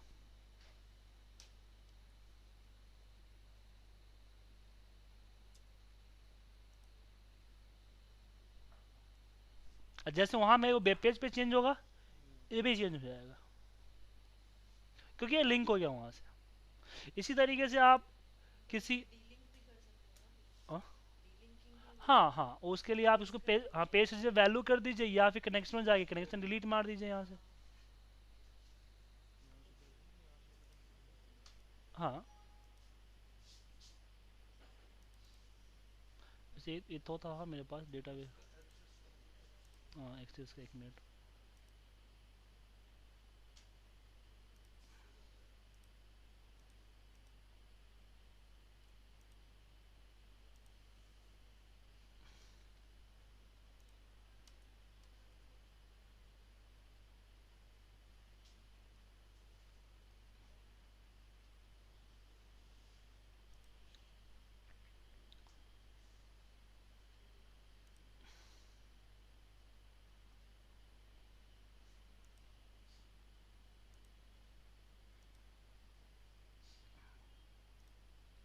अब मैं चाहता हूँ एम एस एक्सेस से पाइवर्ड या फिर एज ए डेटा लेके आना, तो फ्रॉम एक्सेस और डेटाबेस 1 पे गया। अब इसमें क्या है कि 2 टेबल है, तो कौन सा टेबल का चाहिए? मैंने बोला कि इनबॉक्स का चाहिए एंड ओपन। आपको क्या चाहिए? एज ए टेबल, मतलब कि एज ए डेटा चाहिए, या as a pivot table report चाहिए, या फिर पाइवट टेबल चार्ट चाहिए। मतलब कि ये दोनों डिफरेंस क्या है कि पाइवट टेबल में क्या होगा, सिर्फ पाइवट टेबल आएगा, और इसमें क्या हो जाएगा, पाइवट टेबल और चार्ट दोनों आ जाएंगे आपके। Then okay. अब आपका डेटा कहाँ है? एक्सेस में है। एज ए पाइवट आप यहाँ पे यूज कर रहे हो।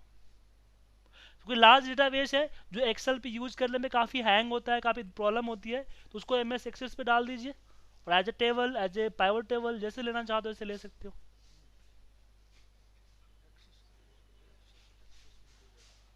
एक्सेस में कोई डाटा देगी उसको नहीं, एक्सेस में तो डेटा था ना हमारे पास यहाँ पे।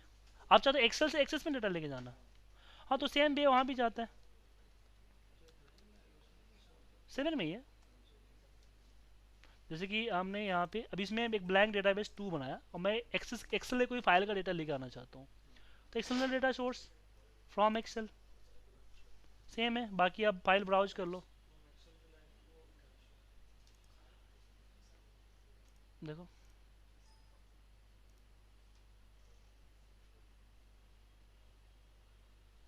देखिए कौन सा शीट चाहिए, शीट 1 चाहिए, शीट 2 चाहिए।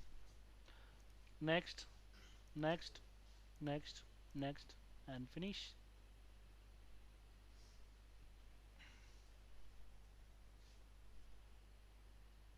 जिनको एक्सेस आता है वो इसका यूज कर सकते हो। नहीं, कॉम्प्रेस क्या कि एक्सेल की लिमिट है ना 10 लाख तक की। आप उसमें अगर 2 से 2.5 लाख से ऊपर डेटा डालते हो, एक्सेल का हैंग सिस्टम हैंग स्टार्ट हो जाता है।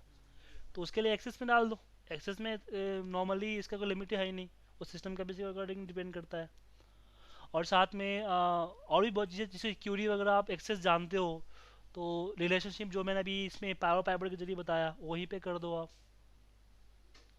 क्यूरी लगा दो कि आपको डेटा फिल्टर होकर ही एक्सेल में आएगा, आपको एक्सेल में फिल्टर लगाने की ज़रूरत नहीं है। एक्सेल के अंदर जो फाइल बनती है वो बनते बनते उसमें ग्राफ ये वो बहुत सारी मिलके वो फाइल बहुत बड़ी हो गई।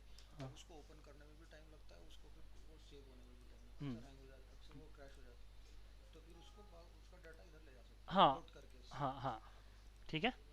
तो ये एक्सटर्नल डेटा सोर्स के जरिए आप इसका यूज कर सकते हो। अब बारी आती है चार्ट्स की। चार्ट्स का यूज हम क्यों करते हैं? सिंपल सा इसका एक है कि चार्ट्स का यूज हम करते हैं अपने डेटा को एनालाइज करने के लिए, और डेटा को कंपेयरिंग करने के लिए इसका यूज करते हैं कि बिटवीन 2 लेजेंड्स आपस में कंपेयर करो। चाहे जो भी चार्ट यूज करते हो, line chart, column chart, pie chart, जो यूज करो, हम डेटा को आपस में कंपेयरिंग करते हैं।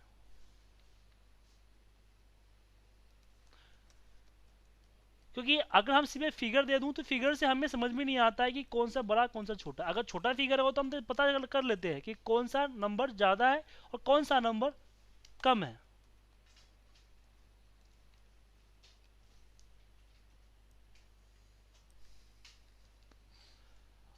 अब इस पे हम इजीली, इसमें चार्ट लगाने की ज़रूरत ही नहीं है। मैं पता कर सकता हूँ कि ये नंबर कौन किस महीने में सबसे ज़्यादा सेल हुआ है, किस महीने में सबसे कम हुआ है, कौन महीने किस महीने से कम है और ज़्यादा है। लेकिन यही सेल्स अगर करोड्स में होती तो फिर मुश्किल था कंपेयरिंग करना। तो उस केस में हम चार्ट यूज किए कि चार्ट में हमने अपने हिसाब से कंपेयरिंग कर ली। जब चार्ट आप लगाते हो तो चार्ट की सबसे मेन जो होती है, जो मेन चीज़ होता है वो तो इसकी फॉर्मेटिंग। फॉर्मेटिंग के 2-3 स्टेप्स है। पहला स्टेप इसका लेआउट्स, कि इसकी लेआउट्स कैसी होनी चाहिए चार्ट्स की। इसमें आपको यहाँ पे लेआउट्स 5 है।